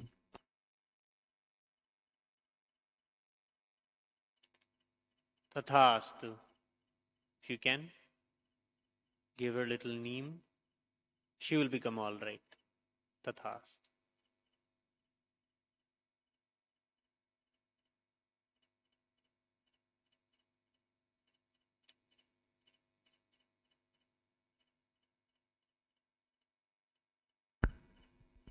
The next question is from Sarah Samuels from United States. Lord Venkateshwara, my mother's mind is fading and it scares me. I have seen how this disease eats the brain. I am afraid to watch her go through it, and this might happen to me when I am her age. Please tell me, what is this karma? Why does it affect my family so much? Please heal us and bless me with the compassion to support her.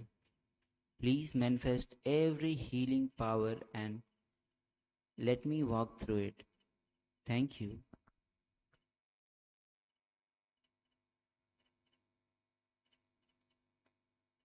Tathastu. You will be able to go through it. Just have Swamiji in your inner space. Regularly see the Bhava Samadhi Darshans. Purify yourself and the whole family. Tathastu. You will be successful. Tathastu.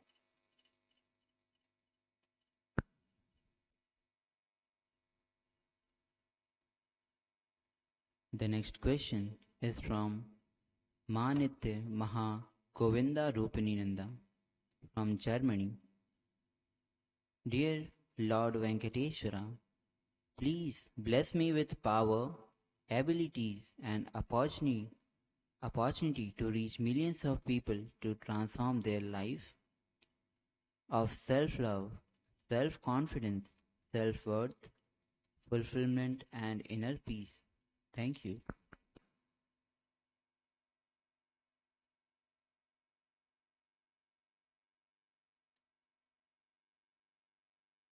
Tathastu. You will have all that you seek. Tathastu.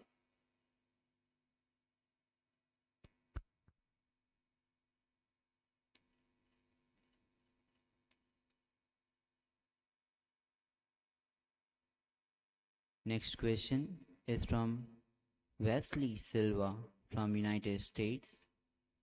Dear Venkateshwara, I want to manifest this next Maheshwar Puja and not miss it. Can you shower me with some money and Atmalinga? Thank you.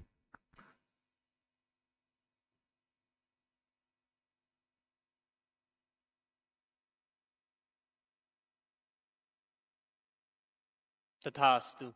You will have the wealth after the Maheshwara Puja. Tathastu.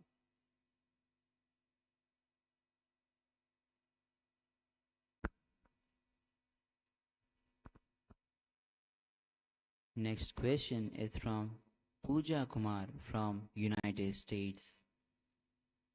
Lord Venkateshwara, please bless me with your energy to manifest wonderful relationship and connections in my life that I truly want. Thank you for showering everything to me. Gratitude. Tathastu. Always contribute something beautiful, something loving to other people's lives. Become aware continuously of what you are giving to somebody. Are you giving Nityananda bliss or something else? Bring yourself to this awareness. Declare your conscious sovereignty. You will be able to take care of everyone in front of you. Tathastu. Tathastu.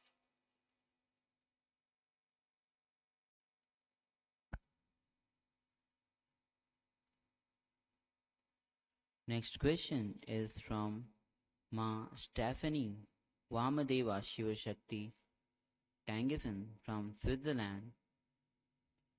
Dear Lord Venkateshwara, please bless me with prosperous income that flows easily and abundantly so I can focus more on Seva and Sangha works. Thank you.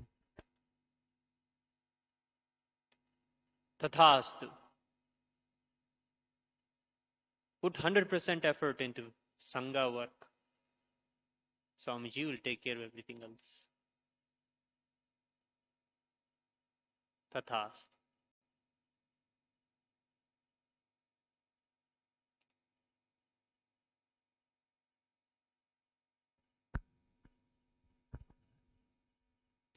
Next question is from Annie Marie Kasu from France.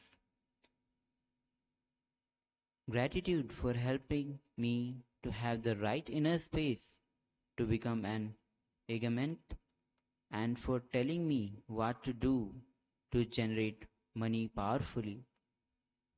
Thank you for improving my memory and my inner state and for helping me to work on instant completions and not to feel sleepy whenever I am motionless. Thank you.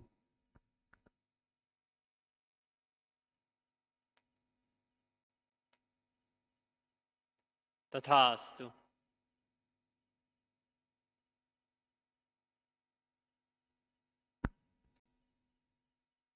Next question is from Janice Mary Oxford from United States.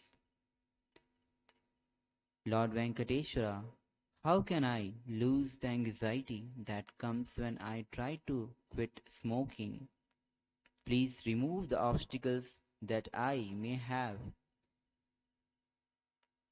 for becoming healthy to manifest a secure and financially and emotional life.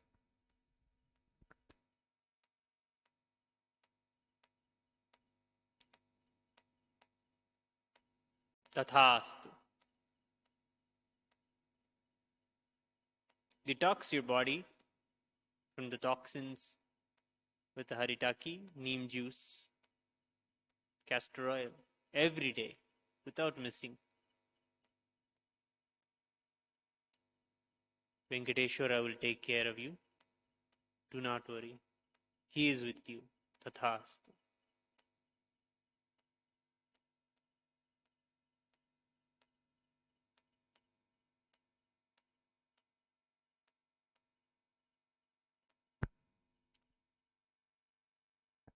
The last question is from Evelyn Telchid from Guadalupe. Dear Lord Venkateshwara, can you download the science of Shaivism Tantra into me? Thank you.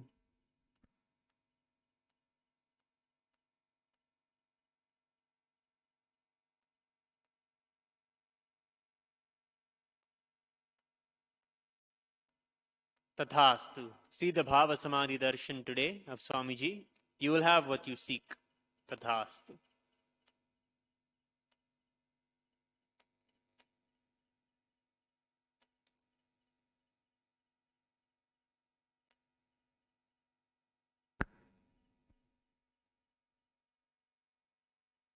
With this, we come to the conclusion of today's Venkateshwara readings. Thank you. Nityanandam. Nityananda Paramashivoham Om Nityananda Paramashivoham Om Nityananda Paramashivoham Om Nityananda Paramashivoham Om Nityananda Paramashivoham Om Nityananda Paramashivoham Om Nityananda Paramashivoham Om Nityananda Paramashivoham Om Nityananda Paramashivoham Om Nityananda Paramashivoham Om Nityananda Paramashivoham Om Nityananda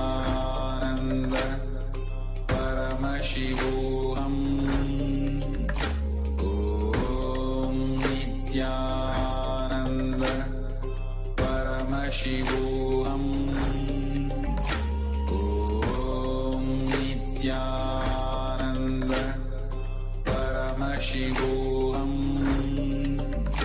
Om Nityananda Paramashivoham.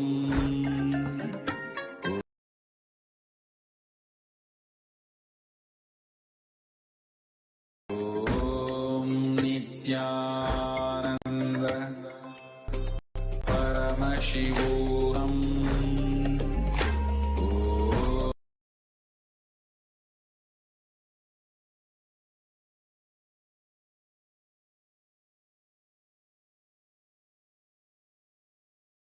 Ananda Paramashivoham.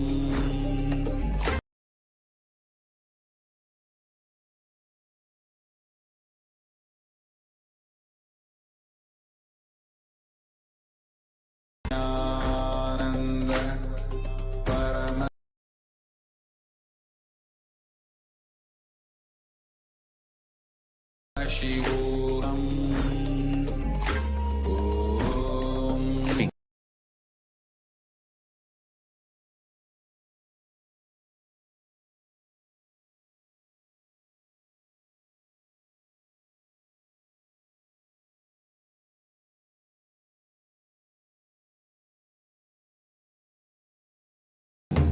Om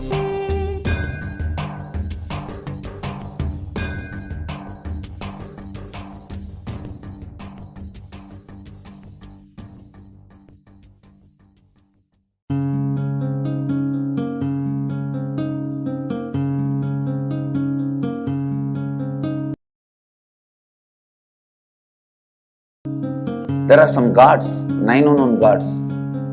The moment you call, they will be there. 9 unknown god. There's a village folk story where Venkateshwara borrows from Kubera for his marriage and he is still paying the debt. Venkateshwara takes the responsibility of reserve to reserve. This whole story, beautiful story of Venkateshwara is an amazing concept. He is making Yaksha into Lakshmi. He is making the reserve to reserve.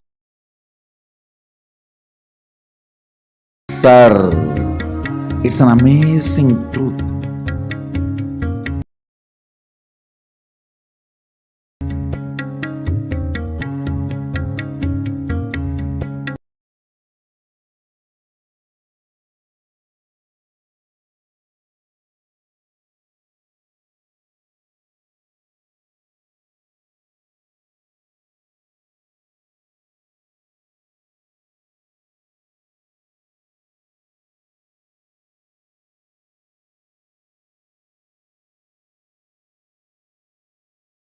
All of our questions about wealth answered and all of our prayers answered by Bhagavan.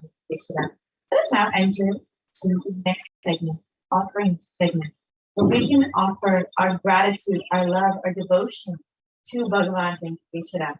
And there's a beautiful tradition in Tirumala, Tirupati called the Niluvai Tokkudi, which is where the devotees of Bhagavan Venkateshwara offer whatever they have, whether it's money, gold, jewels, anything in the hundi as offering of their incantations and their karmas at the feet of Bhagavan Venkateshwara. And the Supreme Concept of Buddhism has opened up the same opportunity for thousands of devotees to offer and be relieved from their dokuri, their karmas, as directly the Supreme Concept of Buddhism will be gracing us as Bhagavan Venkateshwara during the Bhava Samadhi Darshan and accepting all of our offerings and liberating us from. You can dress yourself up as Bhagavan Venkateshwara. Adorn yourself with all the gold, the silver, and other jewels that you have, whatever it is that you want to offer. And after the Bhava Samadhi Darshan, spread out a clean cloth, piece of cloth, preferably white, in front of Swamiji's Atmamurti. And from the space of abundance, remove all of the jewels that you want to offer to Bhagavan Venkateshwara and place them one by one in an organized manner on the cloth. take one photo of all the jewels neatly arranged in the pot and upload in the form mentioned in the next slide.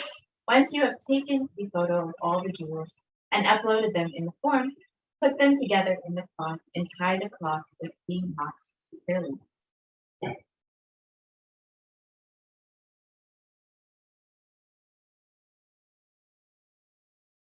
Place the cloth with the jewels in your puja room or locker safely, and do not touch them after this, as once this 3 knots are put, it contains all of your karmas. Immediately ship the offerings to the mentioned address below, that is Nityanandeshwara Hindu Temple, 14071 Peyton Drive, 850 Chino Hills, California, 919. So once you've done this, you can take a photograph of the Niluvai Gopuri offering with the details of the quantity, weight, and item material, whether it's gold, silver, gems, whatever it may be, that in the description. Tie the Niluvai Gopuri in a cloth and place it in front of Swamiji's feet. And as soon as the darshan is complete, courier this to the temple address and note the courier slip details. And you can submit this in your tiny.cc/offerings-shipping-list form here. And again, the address to ship this to is the Nityanandeshwara Hindu Temple, 14071 Peyton Drive, 850 Chino Hills, California, 91709. And if you are offering the equivalent value in cash, please make the cash offerings at gateway.nityanandeshwarahindutemple.org/NHTLA. So again, you can enter your offerings in the form tiny.cc/Venkateshwara offerings. And this Niluvai Gopuri offering is literally Bhagavan Venkateshwara snatching away all of your karmas. When you offer whatever it is that you have on you, everything that you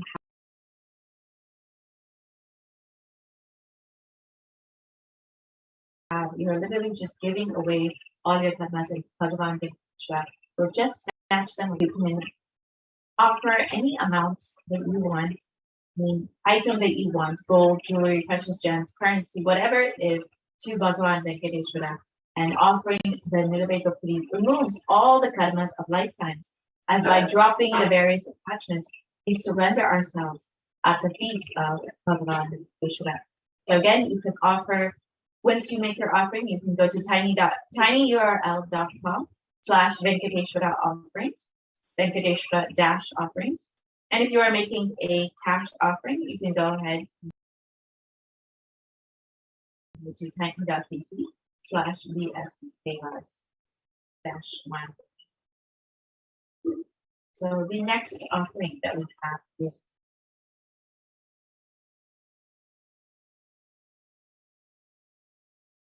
Sankalpa offering. The offering of you will be blessed with all of Bhagavan Venkateshwara's energy to manifest your reality, to manifest wealth in your life. And this verse from the Padma Purana states,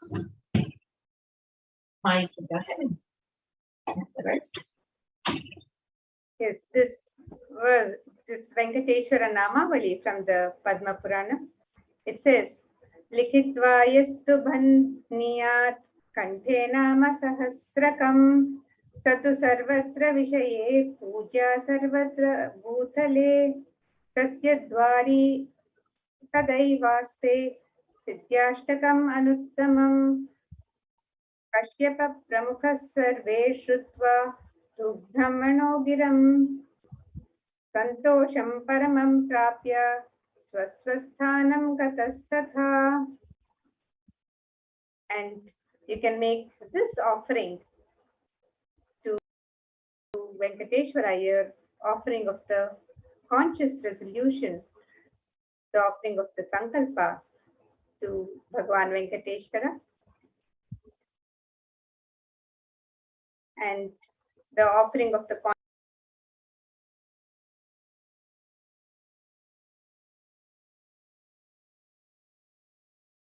conscious resolution blesses the devotee with all the fruition and desires. To Bhagavan Venkateshwara is Varna Ashtottara Kasu.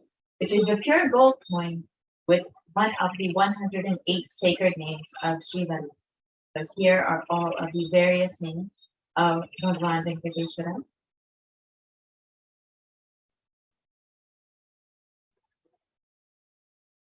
All 108 names. You can choose whichever name that you connect with most, and whichever name resonates with you most, you can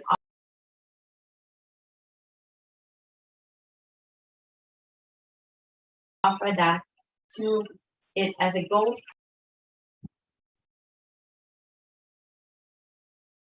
So when you offer this Sadhana Ashtotra Kasi with the inscription of Shivari's names on them, you will be blessed with the divine qualities of Bhagavan Venkateshwara and be blessed, manifest all of whatever you want in the wealth dimension from Bhagavan Venkateshwara.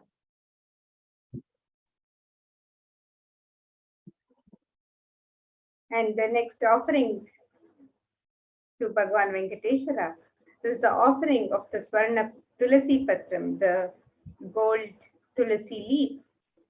And the Tulasi leaf is considered very sacred, a favorite of Bhagavan Venkateshwara. He loves to be adorned with the garland of Tulasi leaves. And the Supreme Lord, he is causelessly merciful upon his devotee, so much so that even the poorest of men can offer him a little water, a flower in devotion.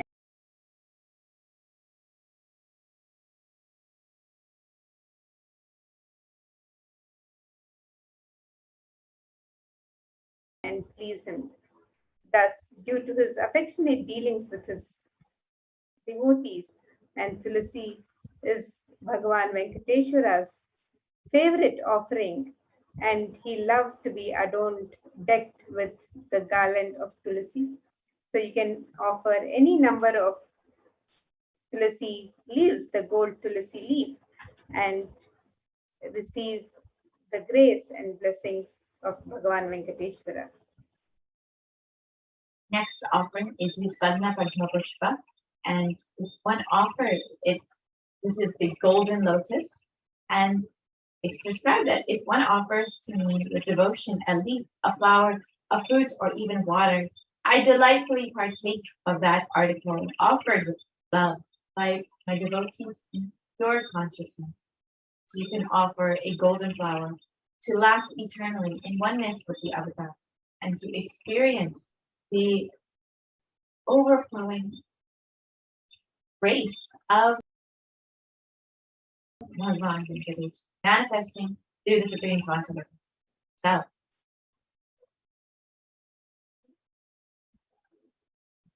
And the next offering to Bhagavan Venkateshwara is the Swarnametti, the gold toe ring. And this verse from Lakshmi Narayana Samhita, Jalanadadhyai Katake Kambike Nyaduhu Padanguliya Kanyudhva Chandra Dhyani Nyadushthatha. And the offering of the Swarnametti, the gold toe ring, and various offerings of jewelry, the abharanas to Vishnu, the jingling anklets, the toe rings for his feet, the bracelet for his arms, the abharana, the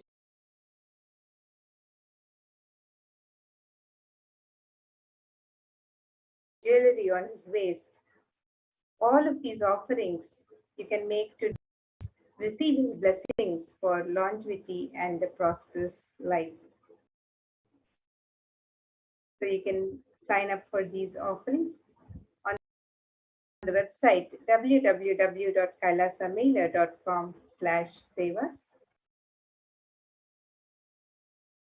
Next offering is the Pratiksha Bhava Puja to the divine lotus feet of Bhagavan Sri Ananda Venkateshwara, who is manifesting Bhagavan Venkateshwara for each and every one of us to have completion of the wealth dimension, to manifest whatever it is we want in our lives.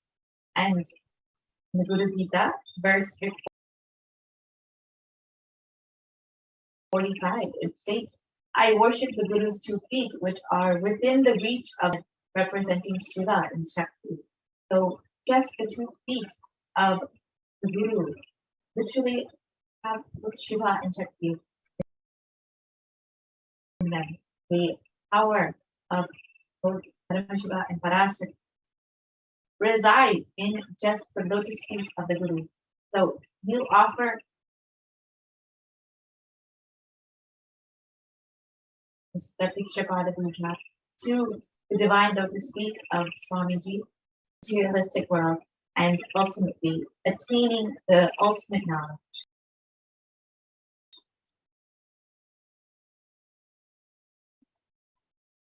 And offer this Pratikshapada Puja to clear all your karmas and to remove any obstacles in the path of your enlightenment, to express gratitude and to strengthen your feeling connection with the Guru, to manifest auspiciousness in all dimensions, health, wealth, and relationship.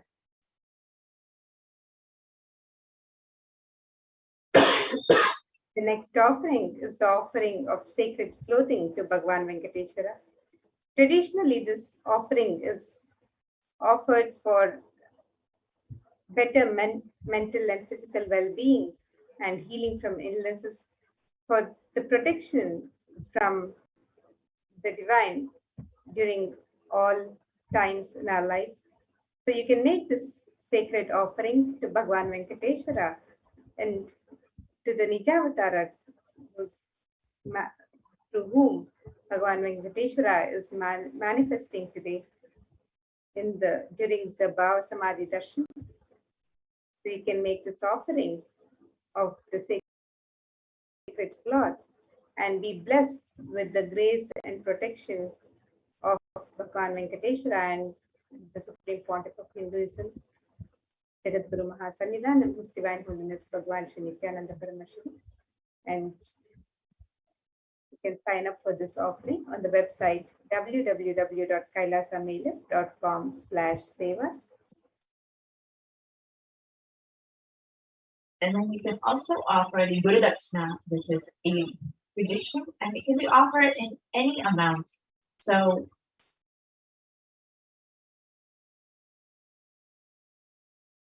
in the Purana Narvatan, 12th chapter, verse 18, it states devotion. So when you are blessed by the Guru with the mantra, the Diksha from the Guru, it is the tradition to offer something out of your gratitude and love and devotion to the Guru. So go ahead and offer any amounts that you would like as Guru Dakshina. This is a very traditional offering that you can make, and go ahead and offer whatever it is that you would like to offer.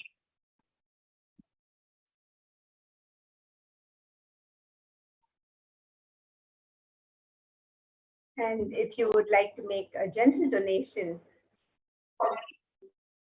support Kailasa, and also as your token of love and devotion, you can make this offering also on the website. And this is an offering that you can make in any currency, in multiple currencies, and in any amount as you would like to offer. So you can sign up for this offering on the website www.kailasamela.com/sevas.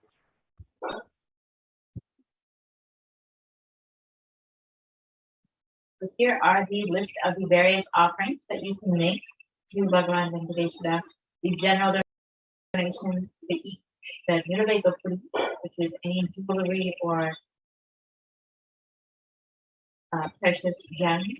The Sankalpa chanting, Swarna Ashtotra Kastu,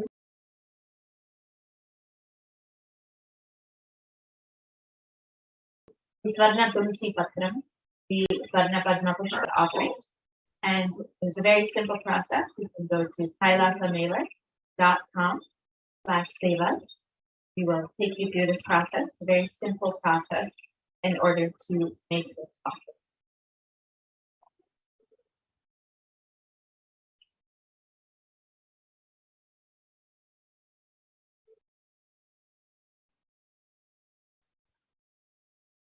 So here you see the website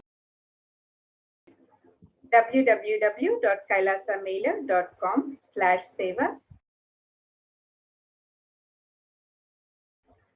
and you can scroll down as you get ready to receive Bhagavan Venkateshwara's darshan today. So you can make all of your offerings here on step 2.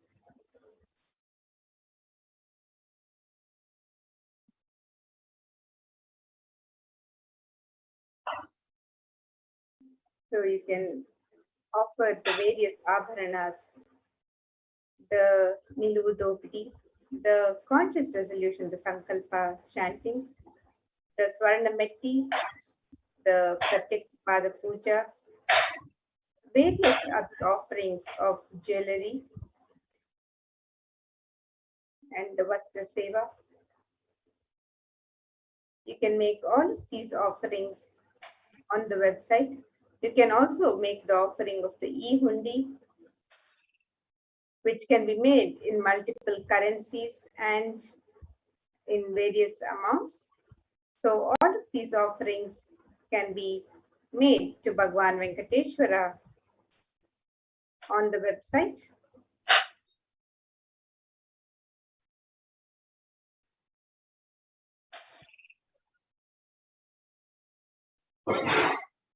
And if you would like to also show your support for Kailasa, you can show your support by becoming a member of the chat, the YouTube channel, SPH Kailasa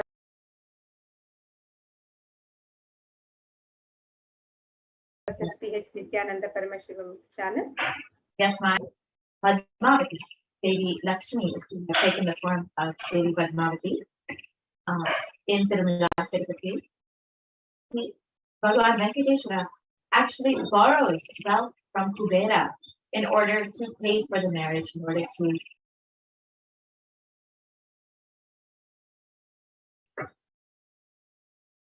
for the celebrations that take place during the marriage. And it is stated that even till today, Bhagavan Venkateshwara is paying off his debts to Kubera. And this is actually a very beautiful story. It might sound a little bit strange that Bhagavan Venkateshwara, the Lord of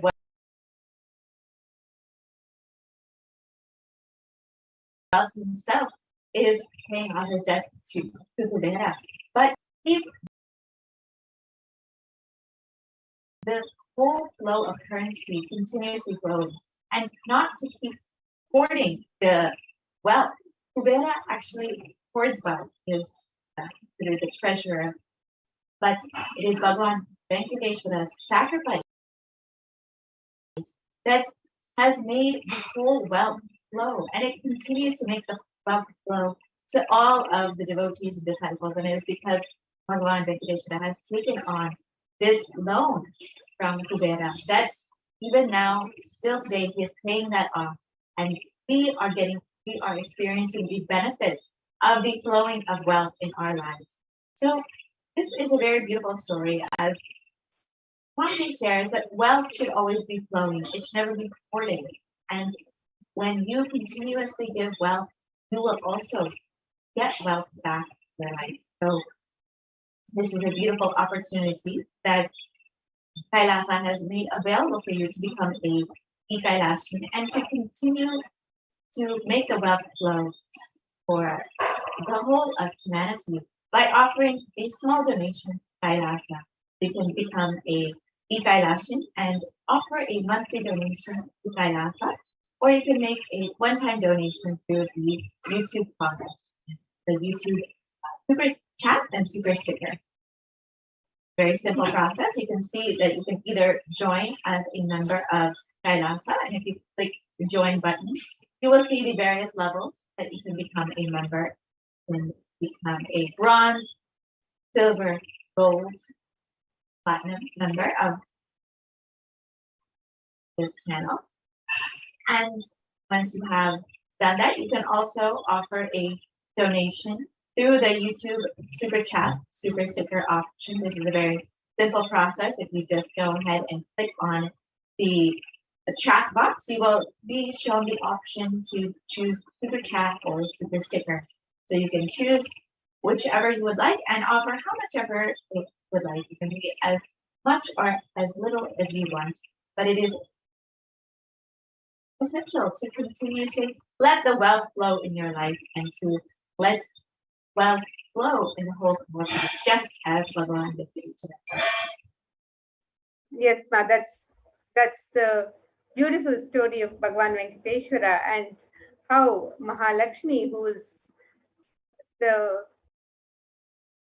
consort of Bhagavan Venkateshwara, Mahavishnu, she's the goddess of wealth who keeps the currency in circulation at all times.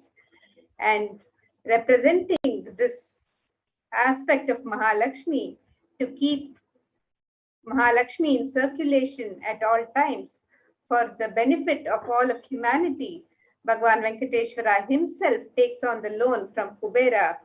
So that's a beautiful tradition, the Hindu tradition, the understanding of wealth, where wealth needs to be kept in circulation because Mahalakshmi graces and showers us with wealth when she's in circulation. So, yes, and we would love for everyone to be able to support this understanding from the Vedic tradition and be part of this, where when we support the tradition,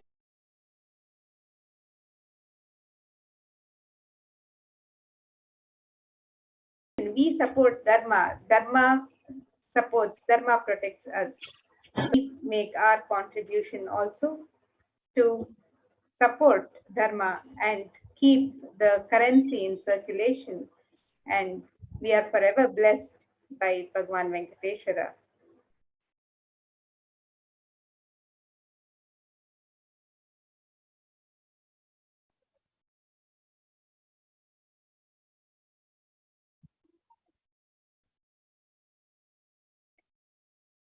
And with this,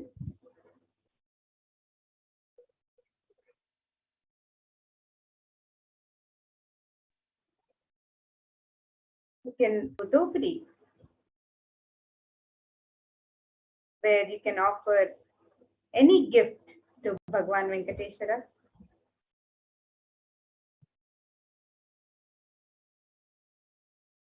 And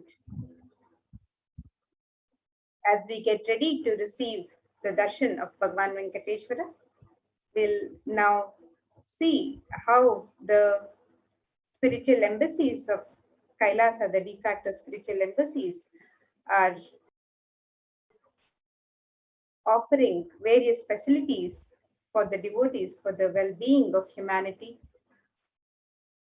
in Kailasas around the globe. And let's get ready for this next segment.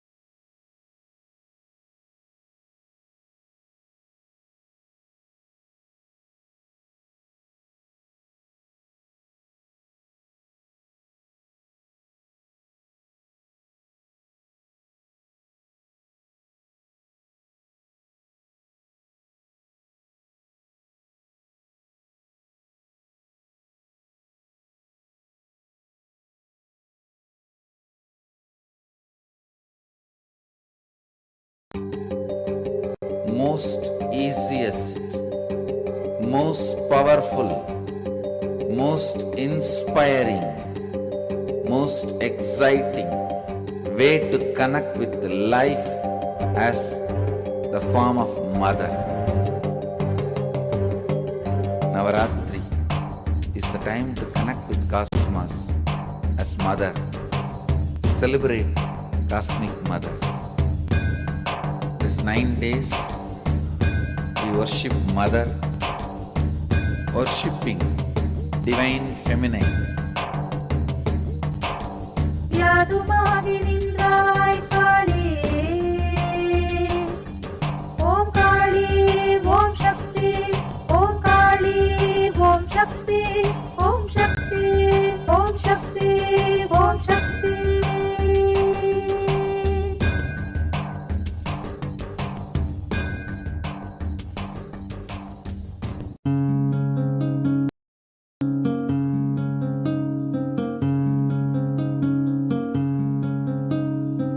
There are some gods, 9 unknown gods. The moment you call, they will be there. Venkateshwara, Balaji. I tell you, people give so much for Venkateshwara because he does the job. He is the 9 unknown god. There is a village full story where Venkateshwara borrows from Kubera for his marriage and he is still paying the debt. Venkateshwara takes the responsibility of reserve to reserve. This whole story, beautiful story of Venkateshwara is an amazing concept. He is making Yaksha into Lakshmi. He is making the reserve to reserve. It's an amazing truth.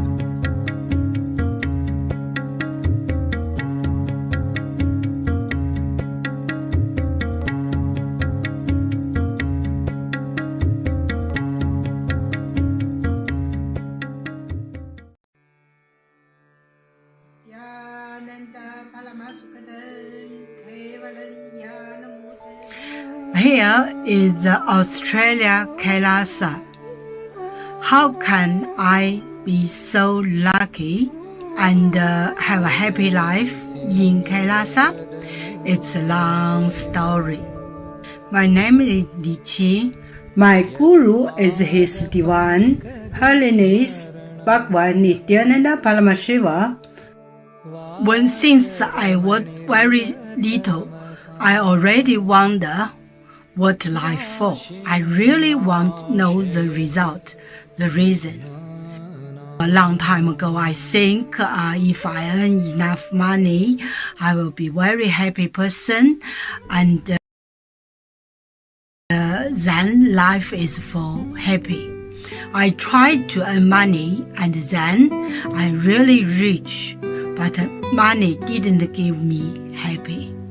Then I tried to get the happy life in romantic love.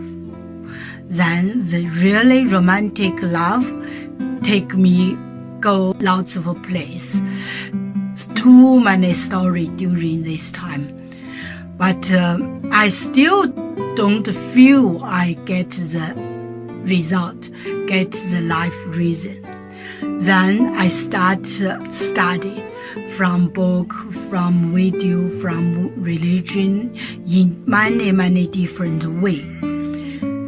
And when I study Buddha, that time I really appreciate Buddha gives so much intelligence to me about life. But I don't think study is enough for me. I want to be Buddha. But I don't know how. Who can let me get there?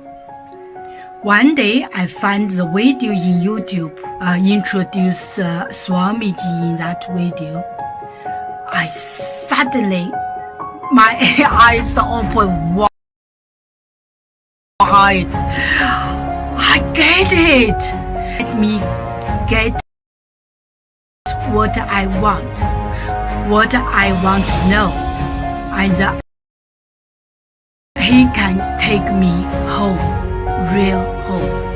This kind of feeling, then I start study from Nityananda Sangha. One day, Swami Jisasang said he need people devote land, home, money to build up Kailasa. Then I discussed with my husband, decide to give the whole farm to Nityananda.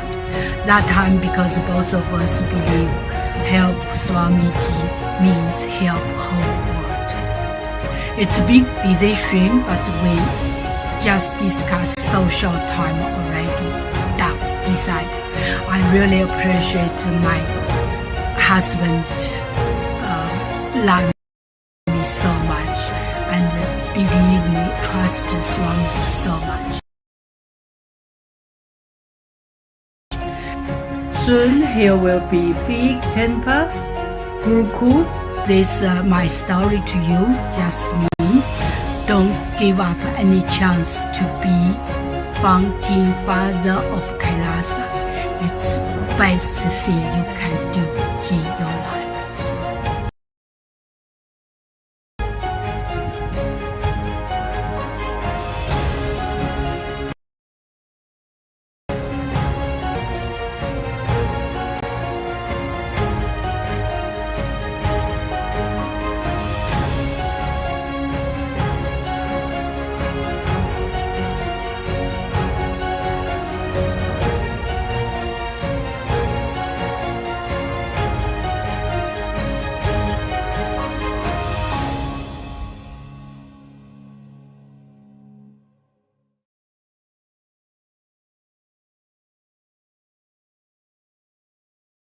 Just be alive for next 3 years. Don't die within next 3 years.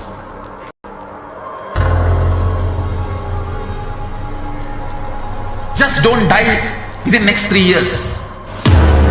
Be alive. Somehow be alive. I'm working sincerely. I will reach you somehow. Somehow I will reach you.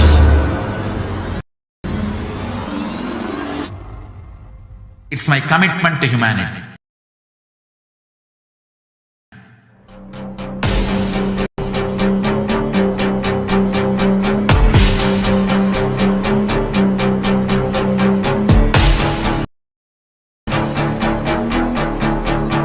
Nityanandam everyone, welcome back. So now, let us get into the Bhava Samadhi Darshan preparations.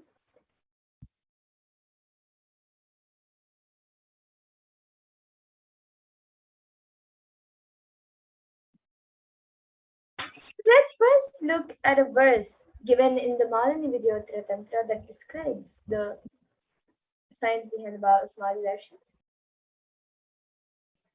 Verse 60 of the Malini Vidyottara Tantra. Katana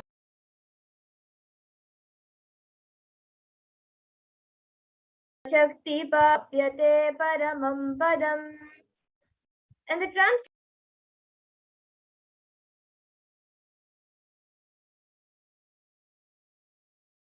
for this verse is, by the enlightening teachings of the Guru, Katana, love in favor of the Guru, Prasad, the ultimate goal and space, Paramam Padam, is attained. Bhava is defined as directing and activating the emotional and spiritual energy that is created through meditation on the avatar.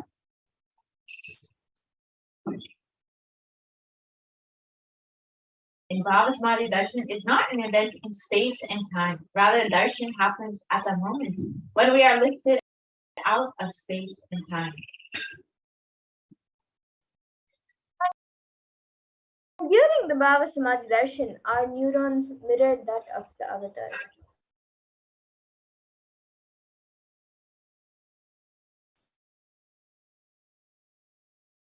Intensively on neurons, and the science behind this, you can watch this on YouTube at your convenience.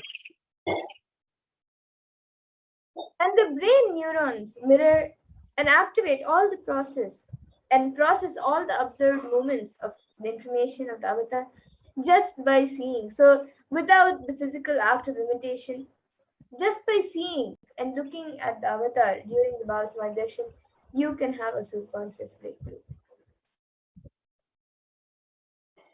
That is, our entire body, silently and without movement, recreates what is happening distances far away, experiencing the superconscious energy radiated by the avatar.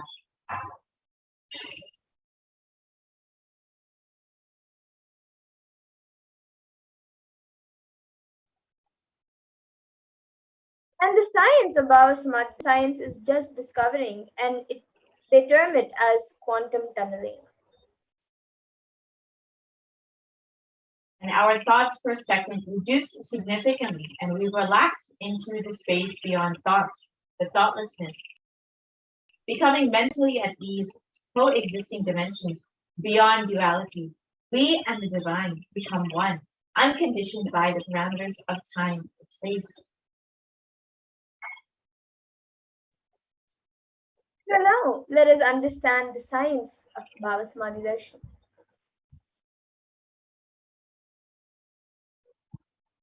And Bhagavan Krishna describes the Bhava Samadhi darshan. Once when Krishna saw his own extraordinary sweetness reflected in a jeweled wall, he was amazed and said, "Oh, how unprecedented and astonishing is this deep and indescribable sweetness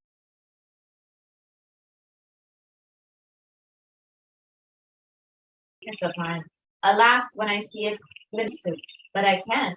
After due consideration, I find that the only way to relish the sweetness is the constitution of Sri Radhika." And the Bhava Samadhi darshan is the science where the Nijavatara manifests Paramashiva, the consciousness. And the consciousness, Paramashiva expresses, the consciousness expresses through the being of Paramashiva, through the Divya Sharira, the light body, and manifests as the Nijavatara, the physical form, or embodied form for us to experience Paramashiva.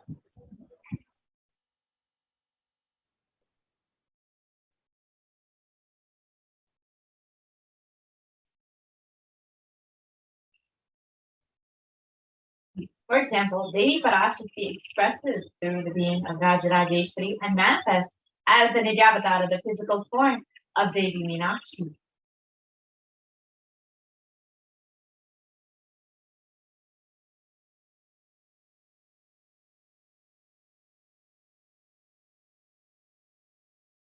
And here you can see another example where Bhagavan Paramashiva expresses through the being of Subramanya. And another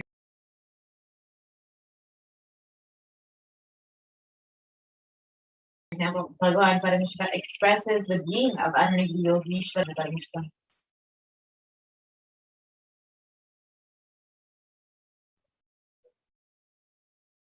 And Bhagavan Parandama expresses the being of Mahavishnu and manifests as the Nijavatara through Bhagavan Venkateshwara.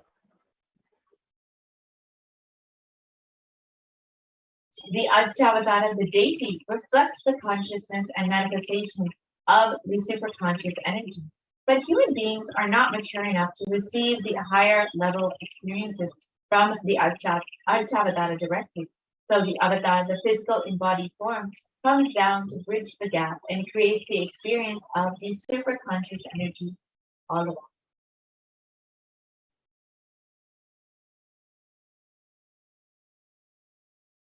And when we have the auspicious components and the powerfulness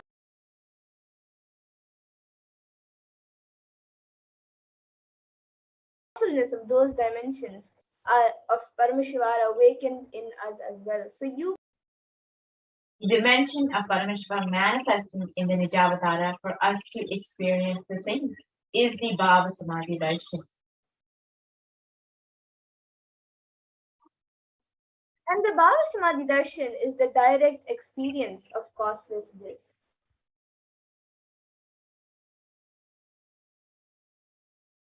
During the Bhava Samadhi darshan,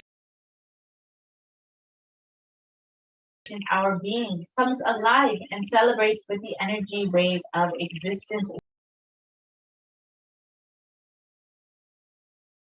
itself. Darshan is like a window to the infinite expanse of consciousness, allowing us to glimpse the formless in a way that we can understand.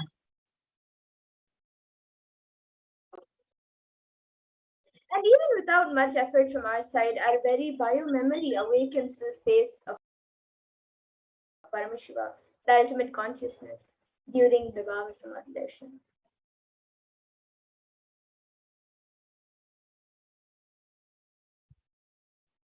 Deep and lasting transformation in us.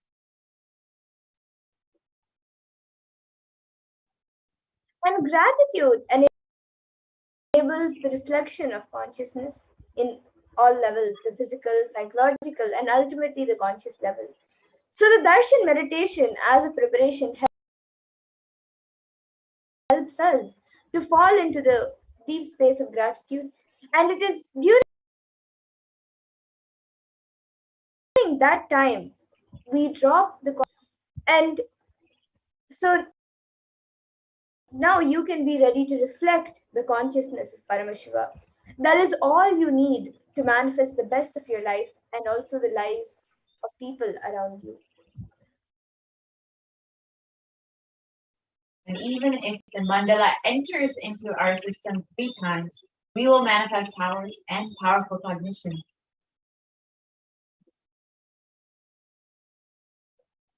And the right cognition and right context that all of us should hold during the Bhava Samadhi Darshan is that I know that you are the source of everything. You are the embodiment. You are everything. And you are in the embodied form of the Supreme Pontiff of Hinduism, Bhagavan Sri Nityananda Parameswaram. You are in this body. And you are the source of both. Let me connect with you. Let you reveal yourself to me. And let me be in the Bhava Samadhi of you.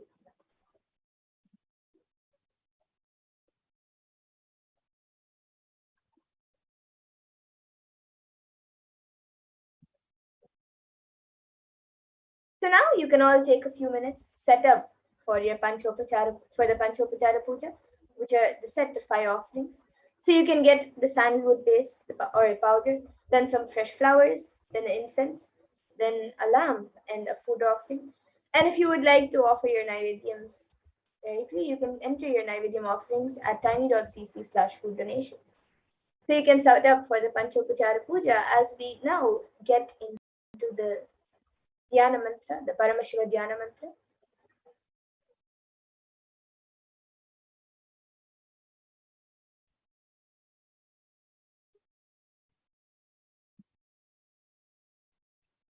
So the Paramashiva Dhyana Mantra through mantras, just like how we have the Nayana Diksha and the Sparsha Diksha through a look or a touch.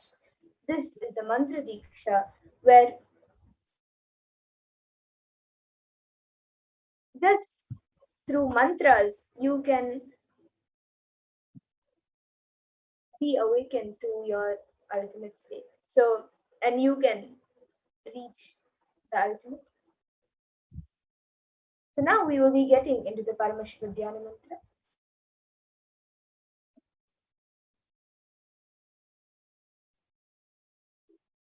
So the Supreme Pontiff of Hinduism has blessed the Paramashiva Dhyana Mantra as an initiation, Diksha, that transmits energy and experience and powers in the form of sacred mantras. Just like how the avatar transmits Shakti is just by a look, the Nayana or touch Sparsha. Similarly, the avatar births himself. Anyone to whom this mantra is chanted from the space of oneness and deep restful awareness, that person is bestowed with health and well-being, wealth, abundance and prosperity, love and fulfilling relationships, enormous growth and success in business, job, and finances, a complete and a fulfilled life that manifests without any types of doshas, sins, evil eyes, or obstacles, leading to a long, healthy, and peaceful life.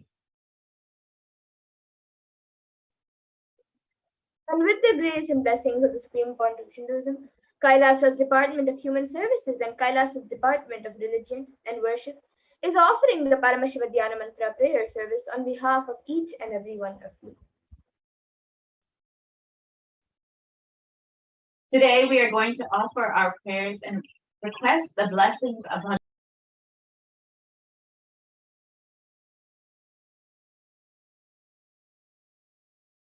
Bhagavan Venkateshwara in the Nijavatara, the physical form, the embodied form of you, for the following benefits. So you can be healed of health issues. You will be healed from psychological stress and anxiety, healing of addictions, moving out of depression, moving out of pain patterns. You can get blessings for an improved career. You can heal the relationships with spouse, family, and profession, and have a breakthrough in the wealth dimension. We are offering Paramashiva Mantra on behalf of each and every one of you for the protection for children orphaned during the pandemic, for the protection from natural calamities, for the protection from lost wages and income, for a solution to any problem, for the breakthrough in creativity, for increased inspiration, to move out of debt, and for the experiencing increased energy and vitality. And for healing from any insecurities, protection from any direct or indirect effects of the pandemic, for getting the leadership consciousness to be awakened in you, healing from any genetic or inherited disorders, and experiencing completion with your muscle memory and biomemory, and for ultimately receiving the darshan of Bhagavan Kalbharvan, of Bhagavan Venkateshwara, and to always have the blessings of the Supreme Fount of Hinduism with you. Yes, and we are offering the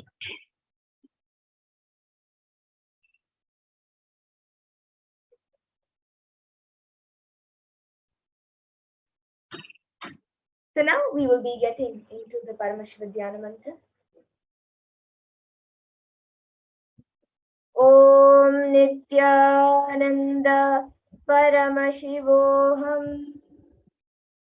Om Nityananda Paramashivoham. Om Hrim Nityanandaya Namaha. Om Ham Hum Shivaya Namaha. Om Nityanandam Paramasukadam Kevalam Jnanamurtim Dvandvatitam Gagana Sadrusham Tattvamasyadilaksham Ekam Nityam Vimalamachalam Sarvadi Sakshi Bhutam Bhavatitam Trigunarahitam Sadgurum Tam Namami. I surrender to that Sadguru who is the eternal bliss, the bestower of supreme happy experience, who is eternal, pure, and unshakable, who is the silent spectator of all thought processes, who is beyond emotions, who is without the three qualities called sattva, rajas, and tamas. When to make a conscious resolution in the presence of the avatar, power of the sankalpa itself will deliver the experience and manifest your reality.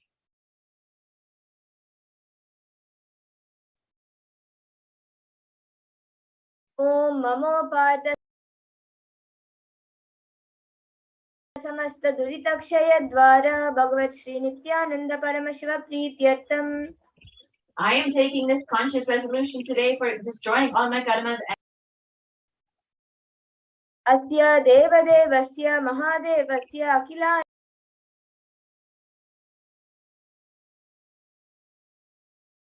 Koti Brahmandanayakasya. Who is Sakala Jagat Shrishti Sthiti Samhara Tirobhava Anugrahakya Panchakritya Parayanasya. the one who does the cosmic actions of creation, sustenance, rejuvenation, pulling out of delusion and liberation. Adi Madhyantarhitasya Aprameya Parakramasya Tatvartha Gocharasya. The one who is the beginning, middle, and end, the one who is immeasurable. Akara Makaratmaka Pranavatmakasya Vrishabharudasya Mahadevasya Kamika Divatulanta Mahatantrakya Shaivagamaswarupasya Sakla Nigamagamaswarupasya Shuddhadvaita Shaivaswarupasya Nityananda Padastasya नित्यानन्दस्वरूपस्य शुद्धसच्चिदानन्दविग्रहस्य रूपातीतस्य सकलनिष्कलस्वरूपस्य नित्यनिरञ्जन निरामय निर्विकार अखण्डादिविशेषणस्य श्री नित्यानन्देश्वरि पराशक्ति समेत श्री नित्यानन्देश्वर परमशिवस्य श्री नित्यानन्देश्वरि पराशक्ति समेत श्री नित्यानन्देश्वर परमशिव अवतारभूतस्य सर्वदेव देवी स्वरूपस्य भगवतः श्री नित्यानन्द परमशिवस्य च प्रीत्यर्थम् शुभे शोभने मुहूर्ते आद्य ब्रह्मणः द्वितीय परार्थे श्री श्वेतवराह कल्पे वैवस्वतमन्वन्तरे अष्टाविंशतितमे नित्ययुगे प्रथमे पादे जम्बोद्वीपे भारतवर्षे भरतखण्डे मेरोः दक्षिणे पार्श्वे शकाब्दे शुभायने शुभऋतौ शुभमासे शुभपक्षे शुभतिथौ शुभवासरयुक्तायां शुभनक्षत्र शुभयोग शुभकरण एवं गुणविशेषण विशिष्टायाम् अस्यां शुभतिथौ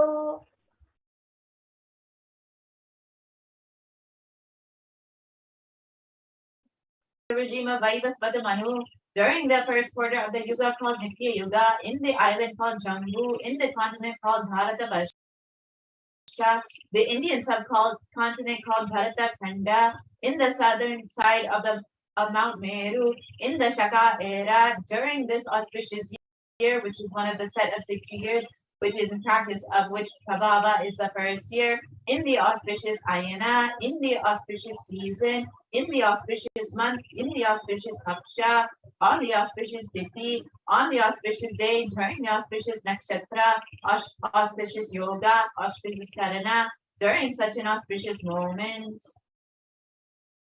आदि कैलासे कल्पवृक्षस्याधः नित्यानन्दनगरे स्मृतस्मृतानां मुक्तिदायके महाक्षेत्रे.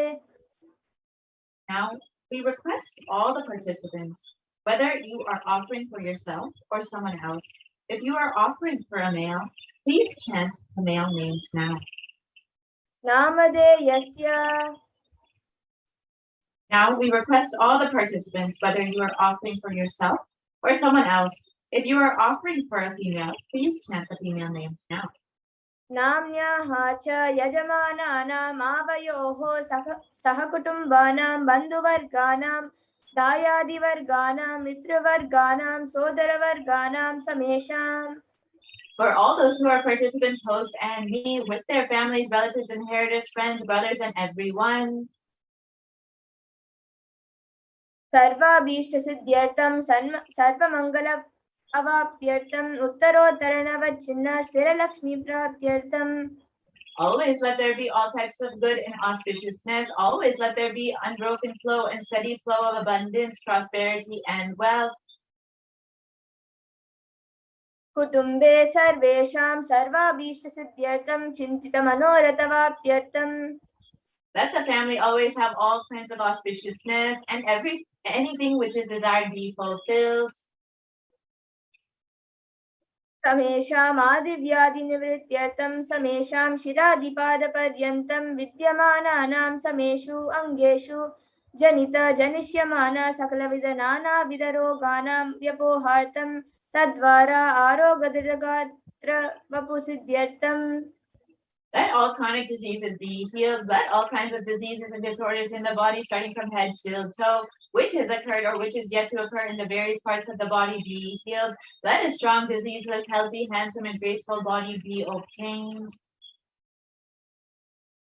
Samesham paraihi kartribhischa krita karishyamana sakalavidha mantra tantra yantra vishachurna avichara stambana marana uchatana vidveshana वशीकरणादि मंत्रिक प्रयोगेभ्यः रक्षण प्राप्त्यर्थं तद्वारा समेषां सर्वाभीष्ट सिद्ध्यर्थम्. Let protection be obtained from all the evil effects of the acts performed by people either in the past or yet to be performed in the future through the use of mantras, tantras, yantras, poison spells, employing spells for malevolent purposes like making a person immobile, killing a person through vomiting and diarrhea, upsetting and ruining the health, poisoning, hypnotizing, etc. अपमृत्युदोषनिवृत्त्यर्थं कालमृत्यु अकालमृत्यु दुर्मृत्युनिवृत्त्यर्थम्. Let all the doshas, ill effects related to death, like destined death, unnatural, बहि दृष्टि क्रूर दृष्टि व्यापार दृष्टि अनुकूल दृष्टि प्रतिकूल दृष्टि इत्यादि सकलविध दृष्टि दोष निवृत्त्यर्थम्. let all the effects of evil eyes from known and unknown sources, effects of cruelty-filled eyes, evil eyes of business enemies, effects of evil eyes of people who may project as if they are our well-wishers, and the effects of the evil eyes of the people who are against our well-being be removed.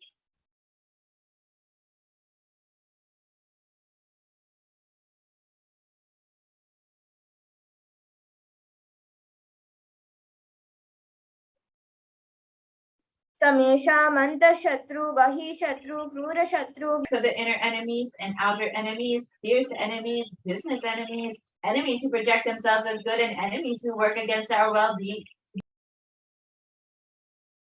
be removed. तमेषाम् मातृशापादि सकलविधशापानां व्यपोनादि अविद्यवाशनया प्रवर्तमाने अस्मिन् महति संसारचक्रे विचित्राभिः कर्मगतिभिः विचित्रासु योनिषु पुनः पुनः अनेकदा जनित्वा. From time immemorial, due to ignorance, we get caught in the vast cycle of birth and death. Due to the effects of our action, we take birth again and again in various bodies, which is quite strange.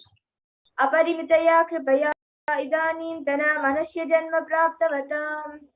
Yet due to some good action, with the extreme and immeasurable compassion and grace of Bhagavan Sri Nityananda Paramashivam, we have been blessed with a human body. समेषामिह जन्मनि पूर्वजन्मनि जन्म जन्मान्तरेषु सर्वैः कृतानां शिवनिन्दा देवीनिन्दा गुरुनिन्दा दोषव्यपोहार्थं शिवापराध देव्यपराध गुर्वपराध दोषव्यपोहार्थम्. Any kind of abuse we may have done to Paramashiva, Parashakti, and Guru in the present birth, past birth, or in any of the births be removed. Any kind of crimes, offenses committed against Paramashiva, Parashakti, and Guru be removed. ब्रह्महत्या सुरापान स्वर्णस्तेय गुरुतल्पगमन तत संसाराज्ञ पंचमहापातकादि समस्त पाप व्यतिक्तार्थम्. Let the 5 great sins like killing a Brahmin, drinking prohibited alcohol, stealing gold, having illicit relationship with Guru's wife, one's own mother, elder sister, and other such motherly figures, and associating with those people who have committed one or the other above mentioned sins be removed. अपि च सर्वैः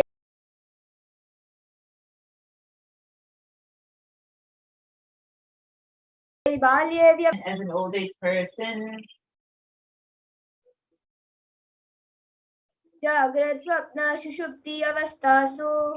let all the karmic effects of action done in the wakeful state, dream state, or deep sleep state, कर्मेन्द्रिय ज्ञानेन्द्रिय व्यापारैः संभावितानां रहस्यकृतानां प्रकाशकृतानां. let all the sins done through the karmendriyas, the 5 organs which perform action like speech, hands, feet, excreting, and reproductive organs, and the jnanendriyas, the 5 organs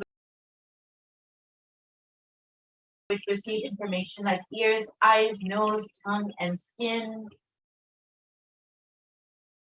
अतिपातकानां उपपातकानां संकलीकरणानां मननीकरणानां अपात्रीकरणानां जातिभ्रंशकानां प्रकीर्णितानाम् एवं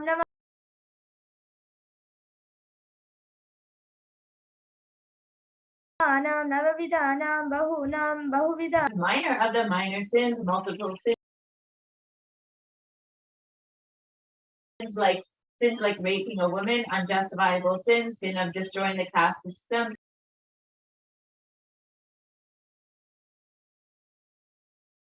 narrow-minded अपनोदनद्वारा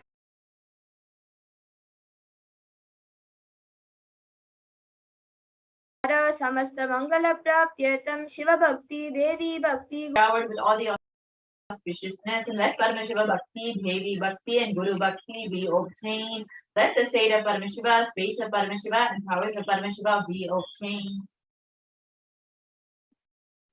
Kutumbe sarvada sanmangala praptyatam Anyonya prema vivridyartam Purnatva siddhyartam Sarva panivridyartam. Let the whole family always be showered with all the auspiciousness. Let mutual love bloom among all the people. Let completion happen. Let all the mishaps be removed.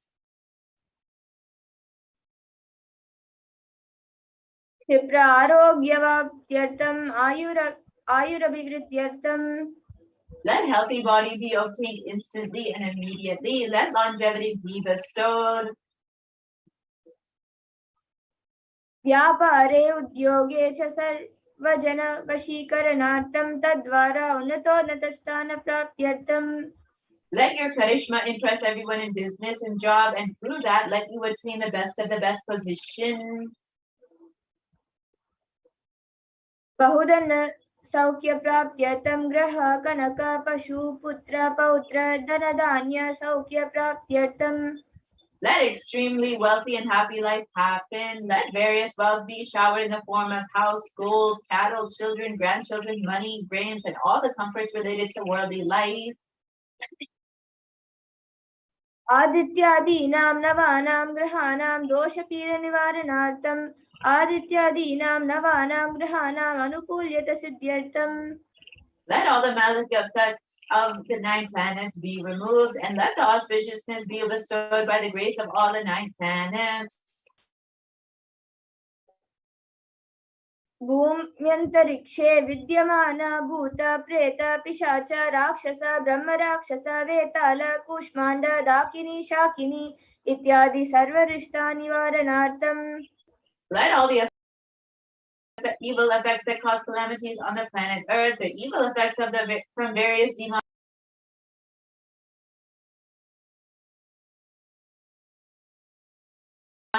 beings like Bhuta, Preta, Dead Shakini, kind of female devil, be removed. मनोव्याकुलता निवारणार्थं. Let the mental confusion and worry be removed.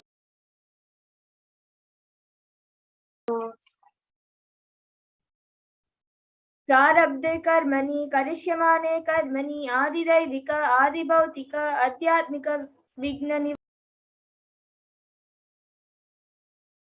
निवारणार्थं.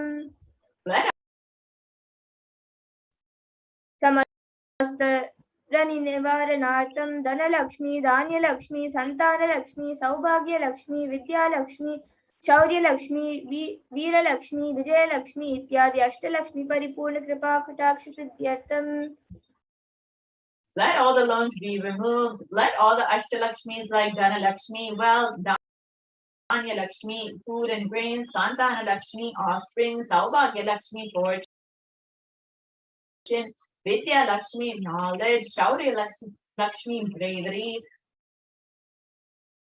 Veera Lakshmi, heroism, Vijay Lakshmi, success, be showered. परीक्षासु उन्नतस्थाने विजयप्राप्त्यर्थं सर्वविद्यापारंगत सिद्ध्यर्थं. In all the fields of knowledge, let the memory, power, understanding, and ability be increased. इत्यादि सकलविध सन्मङ्गलानि गुरुकृपाकटाक्षेन प्राप्त्यर्थं.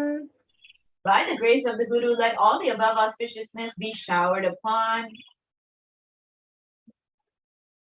Shri Kailasonatadvadashanත Shyamala Pitaruda. The one who has ascended the Madare Adinam Shyamala Pitam, the Pitam established by Devi Meenakshi, the incarnation of Shyamala Devi, which is the supreme place of Kailasa, where Paramashiva resides and rules the whole cosmos and Kailasa. Sri Meenakshi Sundareshwara Binnaswarupa Parashvaputra Ratna. The one who is no different from the Meenakshi Sundareshwara, the most beloved son of Paramashiva. Kumar गुरुमन्य तुल्यावतार Shri Parvati स्तन्यपान लब्ध दिव्य ज्ञान विश्रुत सकल निगमागम सार भूत द्राविड वेद प्रवक्तृ. The young boy who was the gem among gurus and unequaled avatar, the one who received the enlightenment by drinking the breast milk of Devi Parvati, the author of the famous Dravida Vedam, which is the essence of all the Vedas and Agamas.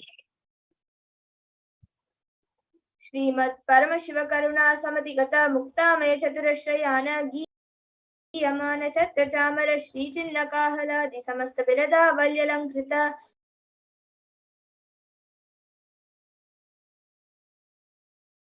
ज्ञान विज्ञान चक्रवर्ती. Sacred symbols of worship, etc. Adorned by the praises, the one who has won the whole world by his enlightenment and the science of enlightenment and been accepted by all kings as a supreme ruler. सर्वजन संग सत्यो निर्वाण दीक्षा व्ययापवर्ग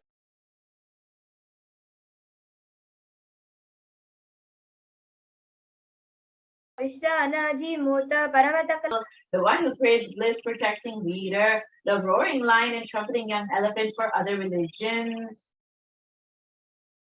शैव सिद्धांत स्थापनाचार्य श्री राजाधिराज पांड्य महाराज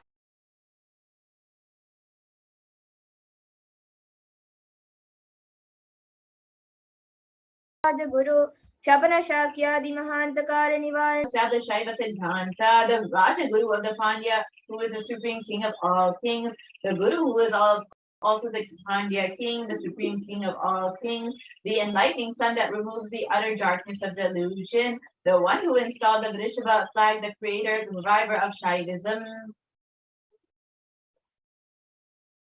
शैव समय कर्तृ सर्वज्ञ पीठारूढ़ श्री जगत गुरु श्री ज्ञान संबंध देशिक स्वामी वागीश सुंदर माणिक्य वाचक स्वामी नाम अवतार भूत श्री ज्ञान संबंध स्वामी पुनरुद्धृत श्यामला पीठ सर्वज्ञ पीठ त्रिनवत्युत्तर द्विशततम गुरु महासन्निधान.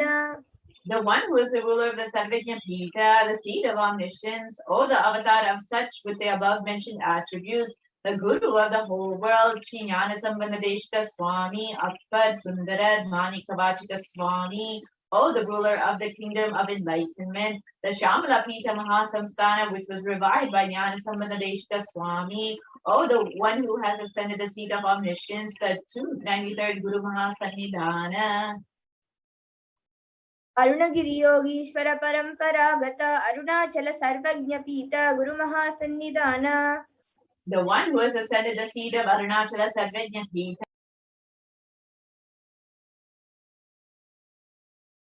in the lineage of Arunagiri Guru Mahasannidhana.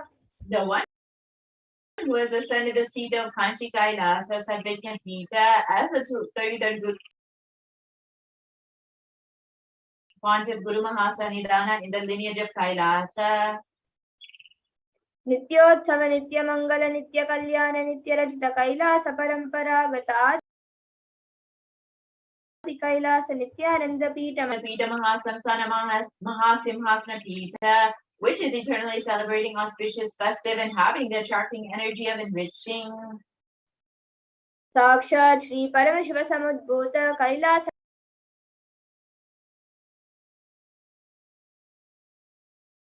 परंपरागत वैवस्वतमनु इक्ष्वाकु हरिश्चंद्र भगीरथ श्री रामचंद्र शूर चतुष्षष्टि योगिनी मंडित चतुष्षष्टि संप्रदाय प्रवर्तक मनुधर्म शासन सूर्यवंश प्राप्त सर्वज्ञ पीठ सुरांगी साम्राज्य मूर्धाभिषिक्त चूड़ामणि साक्षात श्री परमशिव समुद्भूत कपिल महागुरु पुनरुद्धृत महानिर्वाणी पीठ अष्टोत्तर सहस्र श्री महामंडलेश्वर. 1008 Sri Mahamandaleshwara of the Mahanirvana Pita, established by Bhagavan Paramashiva himself and revived by sage Kapila. साक्षात श्री परमशिव सिंहासनाभिषिक्त समस्त गणनायक श्री महागणपति समारंभ अनवच्छिन्न पीठाधीश्वर गुरु परंपरा प्राप्त अटल पीठ अष्टोत्तर सहस्त्रम अष्टोत्तर Sahasra Shri Atala Pitadishvara. The 1008 Shri Atala Pitadishvara of the Atala Pitha, which has unbroken lineage of pontiffs starting from Bhagavan Ganapati, who is the leader of the Ganas and who was coronated by Bhagavan Paramashiva himself. Dharma Mukti Swarga Puraswarna Pita Trayo Vimsha Guru Mahasannidhana. The 23rd Guru Mahasanidhana of the Dharma Mukti Swargapara Swarna Pita. Kailasa Paramparagata Adipita Sarvajna Pita Jagat Guru. The Jagat Guru of the Adi Pita Sarvajna Pita in the lineage of Kailasa. Shri Kailasa Punaruddharaka Shri Kailasa Paramacharya Srimad Paramahamsa Parivrajaka Varya Sachidananda Pranava Swarupa Shrotriya Brahmanishta Srimad Jagat Guru Srila Shri Bhagavat Shri Nityananda Paramashiva Shri Jnana Sambandha Deshika Paramacharya Swaminam Preetya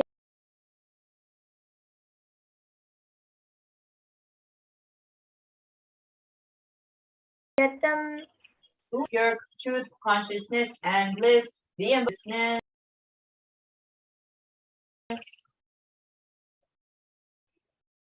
Tesham Padarvindayoho Bhakti Siddhyatam Guru Kripa Katakshi Siddhyatam Ksemastairya Virya Vijaya Ayura Rogya Aishwaryanam Abhivruddhyartam Dharmartha Kama Moksha Chaturvida Palapurushat Siddhyatam Samasta Duritopashantyartam Samasta Mangala Vaptyartam Bhagavat Shri Nityananda Paramashva Prasadyanandeshwara Paramashvasya Shri Nityanandeshwari Parashakti Sameta Shri Nityanandeshwara Paramashiva Avatara Bhuta Sarvadeva Devi Swarupasya Bhagavataha Shri Nityananda Paramashivasya Cha Dhyana Shorashopachara Sarvopachara Archana Radhana Puja Prarthanam Karishye.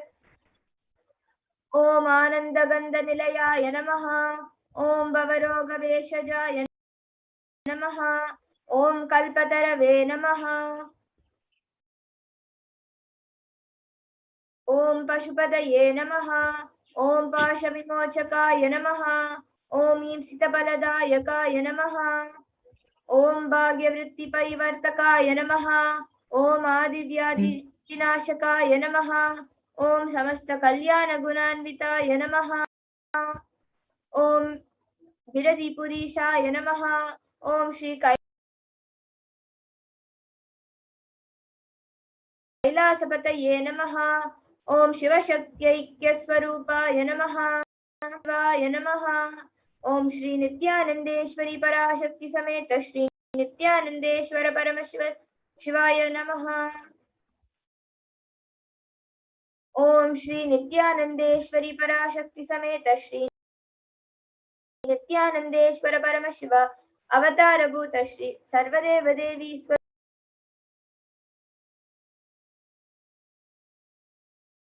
Swarupa Ya Srila Shri Bhagavat Shri Nityananda Paramashiva Shri Jnana Sambandha. And now, with that, let us all get ready to witness the Venkateshwara Bhava Samadhi Darshan. So you can sit with your head, neck and spine in a straight line. Close your eyes and visualize Bhagavan Venkateshwara on your third eye. Chant the Mahavakya intensely as we get ready to witness the Venkateshwara Bhava Samadhi Darshan. And right after the Bhagavan Venkateshwara Bhava Samadhi Darshan, we will be having the live Sundareshwara Paramashiva Sai Samadhi Darshan at 7 a.m. So please stay tuned for that right after the Bhagavan Venkateshwara Darshan.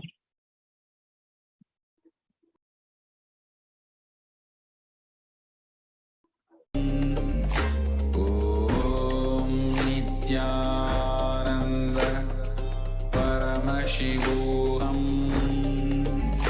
Om Nityananda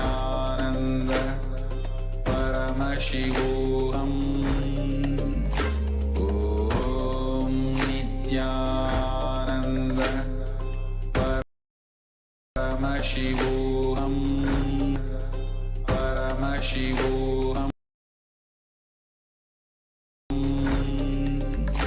Om Nityananda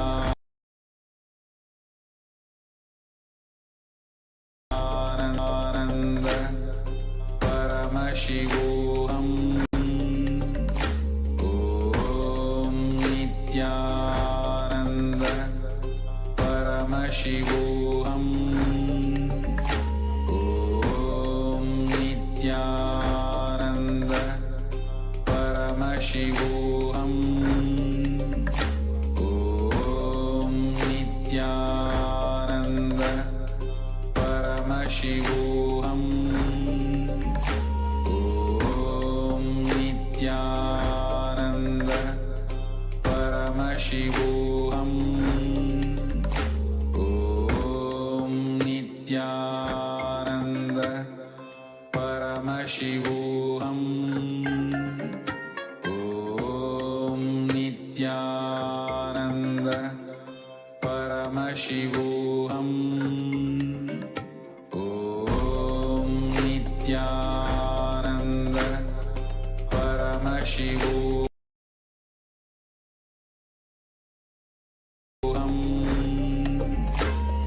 Om Nityananda Paramashivoham. Connecting with the divine with your eyes closed is meditation. Connecting with the divine with your eyes open is Darshan. Om Nityananda Paramashivoham. Om Nityananda Paramashivoham. Om Nityananda Paramashivoham. Om Nityananda Paramashivoham.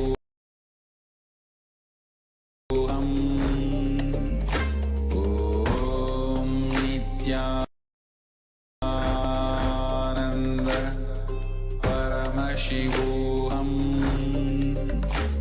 Om Nityananda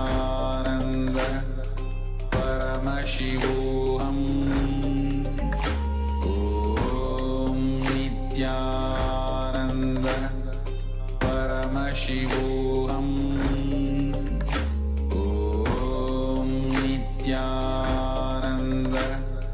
Paramashivoham.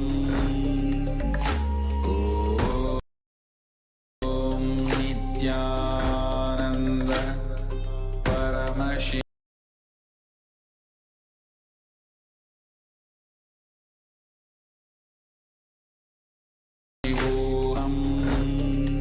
It's closed is meditation.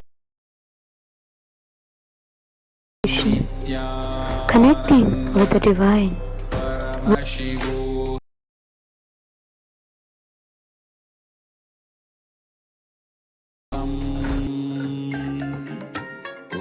Om Nityananda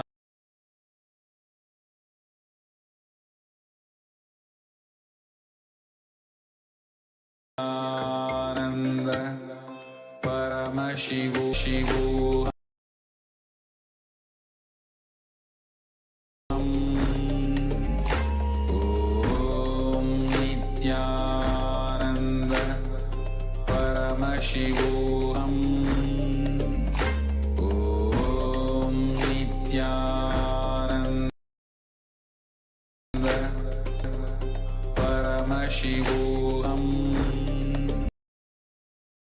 Om Nityananda Paramashivoham. Om Nityananda Paramashivoham. Om Nityananda Paramashivoham. Om Nityananda Paramashivoham. Om Nityananda Paramashivoham.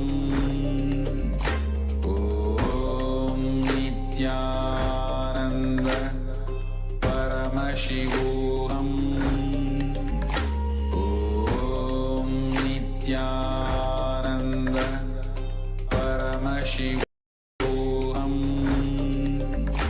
Om Nityananda Paramashivoham.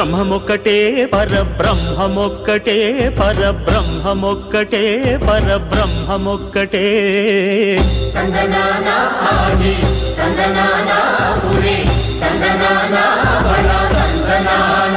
పరబ్రహ్మమొక్కటే పరబ్రహ్మమొక్కటే.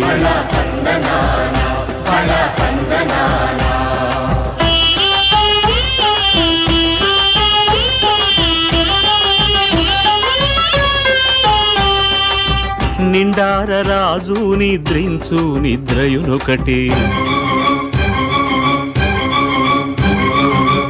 అండనే బంటు నిద్రాదియునొకటే.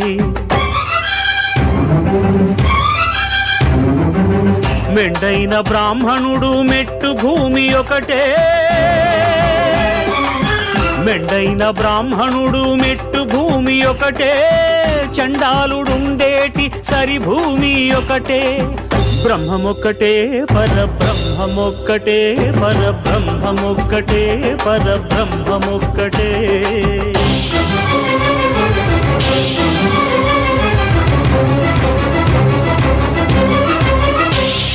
కడగి ఏనుగు మీద కాయు ఎండొకటి, పుడమి శునకము మీద పొలయు ఎండొకటే. కడుపుంగులను పాపకర్ములను సరిగావా జడియు శ్రీ వెంకటేశ్వరు నామమొకటే. కడుపుంగులను పాపకర్ములను సరిగావా జడియు శ్రీ వెంకటేశ్వరు నామమొకటే. బ్రహ్మమొక్కటే పరబ్రహ్మమొక్కటే పరబ్రహ్మమొక్కటే పరబ్రహ్మమొక్కటే పరబ్రహ్మమొక్కటే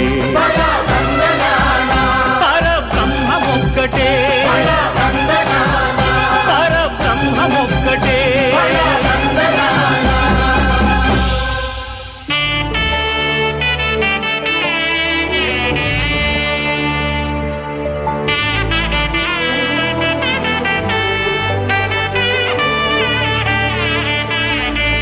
కమలాకుచూచుక కుంకుమతో నియతారుణితాతులనీలతనో, కమలాయతలోచనలోకపతే విజయీ భవ వెంకటశైలపతే. సచతుర్ముఖ షణ్ముఖ పంచముఖ ప్రముఖాఖిల దైవతమౌలిమణే. శరణాగత వత్సల సారనిధే పరిపాలయ మాం వృషశైలపతే. అతివేలతయా తవ దోర్విషహైరనువేల కృతైరపరాధశతైః. భరితం త్వరితం వృషశైలపతే పరయా కృపయా పరిపాహి హరే. అధివేంకటశైలముదారమతే జనతాభిమతాధికదానరతాత్. పరదేవతయా గదితాన్నిగమై కమలాదయితాన్న పరం కలయే.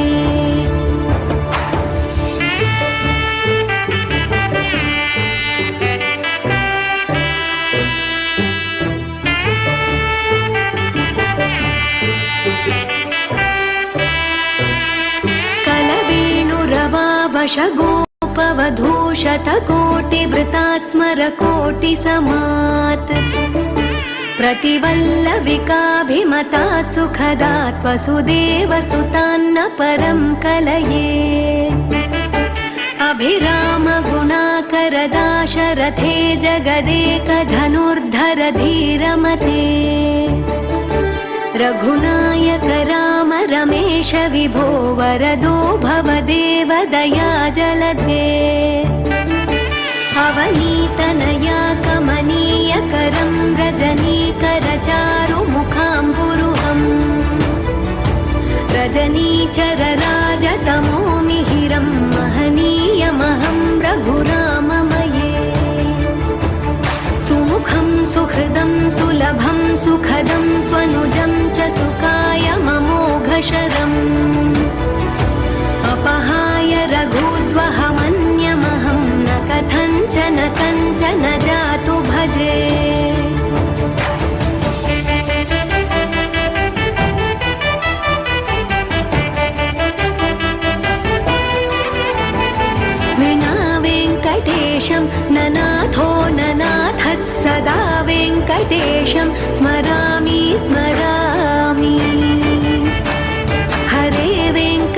वेङ्कटेश प्रसीद प्रसीद प्रियं वेङ्कटेश प्रयच्छ प्रयच्छ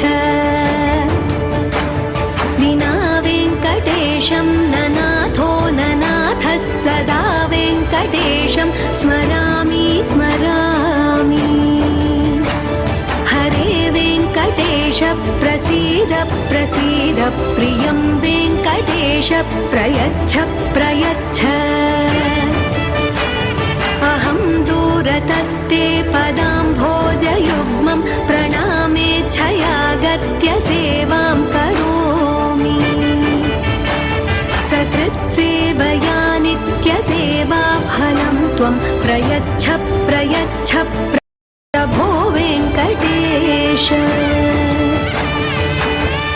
अज्ञानिना मया दोषान्न शेषान् विहितान् हरे क्षमस्वत्वं क्षमस्वत्वं शेषशैलशिखामणे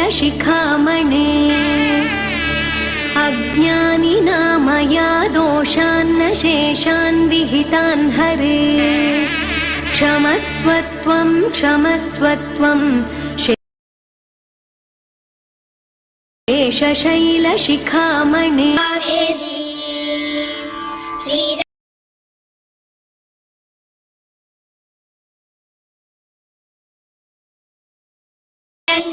मनोहरी कल्याणकारी कलुषा श्रीरङ्गरङ्गनाथनिन् पादवन्दनं सेय्यडी श्रीदेवी रङ्गनायकी नामं सत्सदं सोल्लडी श्रीरङ्गरङ्गनाथनिन् पादवन्दनं सेय्यडी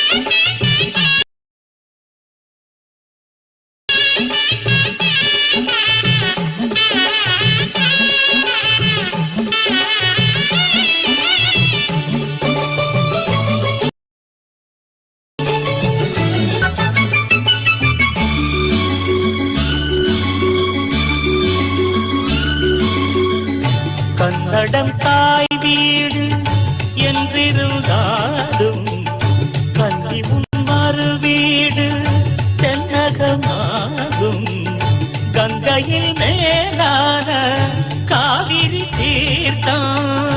மங்கள நீராட முன்வினை தீர்க்கும் நீர் வண்ணம் எங்கும் மேவிட நஞ்சை புஞ்சைகள் பாரடி ஊர் வண்ணம் என்ன கூறுவேன் தெய்வலோகமேதானடி வேறெங்கு சென்ற போதிலும் இந்த இன்பங்கள் ஏதடி ஸ்ரீரங்க ரங்கநாதனின் பாதம் வந்தனம் செய்யடி ஸ்ரீதேவி ரங்கநாயகி நாமம் சந்ததம் சொல்லடி இன்பம் பொங்கும் தென்கங்கை நீராடி சென்றல் போல நீராடடி மஞ்சள் குங்குமம் மங்கை நீ சூடி தெய்வ பாசுரம் பாடடி ஸ்ரீரங்க ரங்கநாதனின் பாதம் வந்தனம் செய்யடி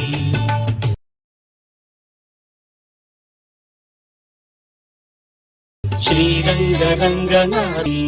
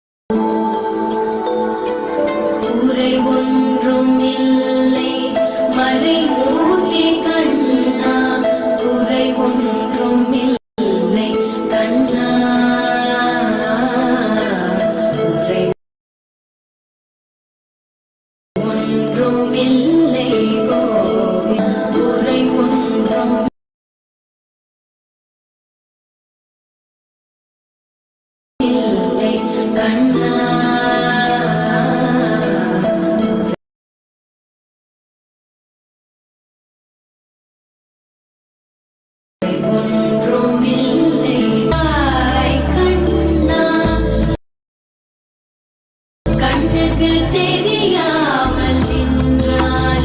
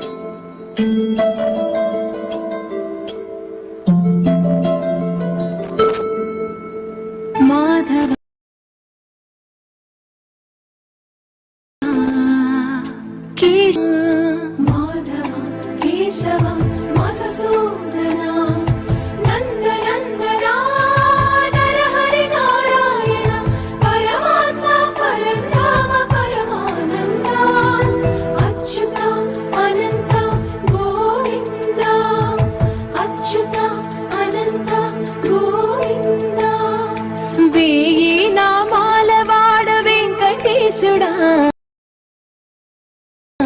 మూడు నామాల ముద్దు శ్రీనివాసుడా వెయ్యి నామాల వాడ వెంకటేశుడా మూడు నామాల ముద్దు శ్రీనివాసుడా కోటి కోటి దండాలయ్య కోనేటి రాయడా కోటి కోటి దండాలయ్య కోనేటి రాయడా కోరుకున్న వారి కొంగు బంగారు దేవుడా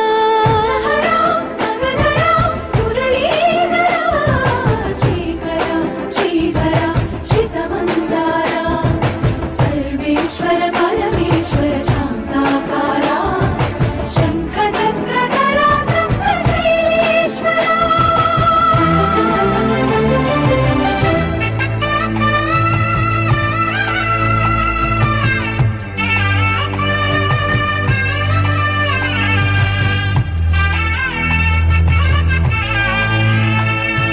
సుప్రభాత సేవలో సూర్యుడవయ్యా సూర్యుడవయ్యా అజ్ఞానపు చీకటులను అణచెదవయ్యా మాధవ కేశవ అభిషేక సేవలో మురిసేవయ్యా మురిసేవయ్యా ఆత్మ కల్మషముల కడిగి కాచేవయ్యా శ్రీకర శ్రీధర కోటి కోటి దండాలయ కోనేటి రాయడా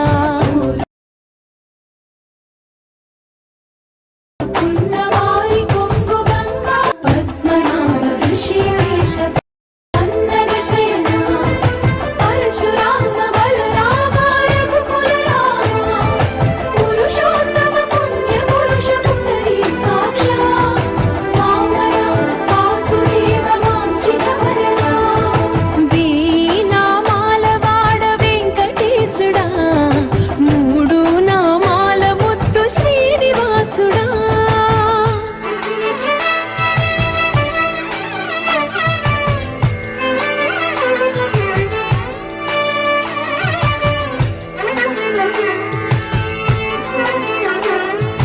నిజ పాద దర్శనమున నిలిచేవయ్యా నిలిచేవయ్యా నీ పాదాలే దిక్కు అని చాటెదవయ్యా అచ్యుత అవ్యయ నేత్ర దర్శనాన్ని మాకు ఇచ్చేవయ్యా ఇచ్చేవయ్యా మంచి మార్గమున మమ్ము నడిపేవయ్యా మురహర నగధర కోటి కోటి దండాలయ్యా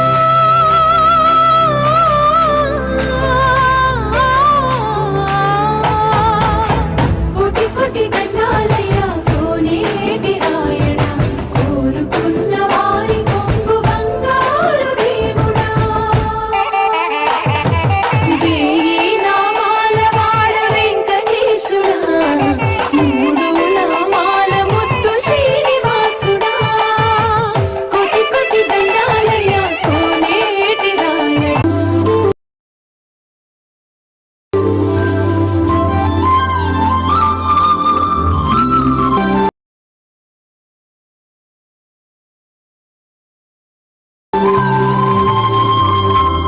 పొడగంటి మయ్యా మిమ్ము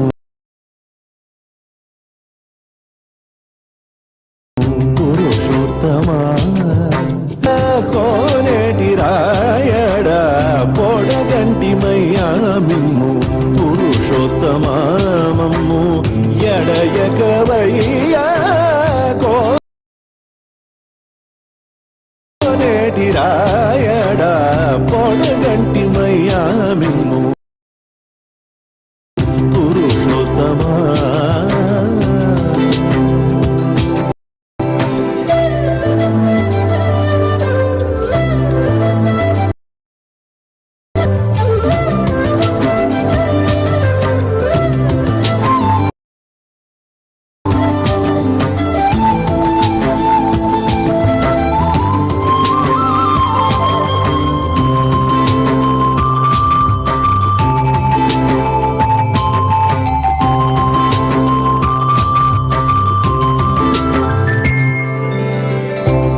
కోరి మమ్ము నేలినట్టి కులదైవమా చాలా కోరి మమ్ము నేలినట్టి కులదైవమా చాలా నేరిచి పెద్దలిచ్చిన నిదానమా కోరి మమ్ము నేలినట్టి కులదైవమా చాలా నేరిచి పెద్దలిచ్చిన నిదానమా కారవించి తప్పి తీర్చు కాలమేఘమా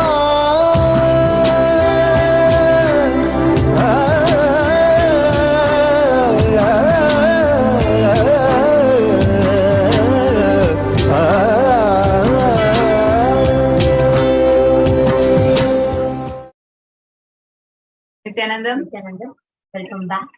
After such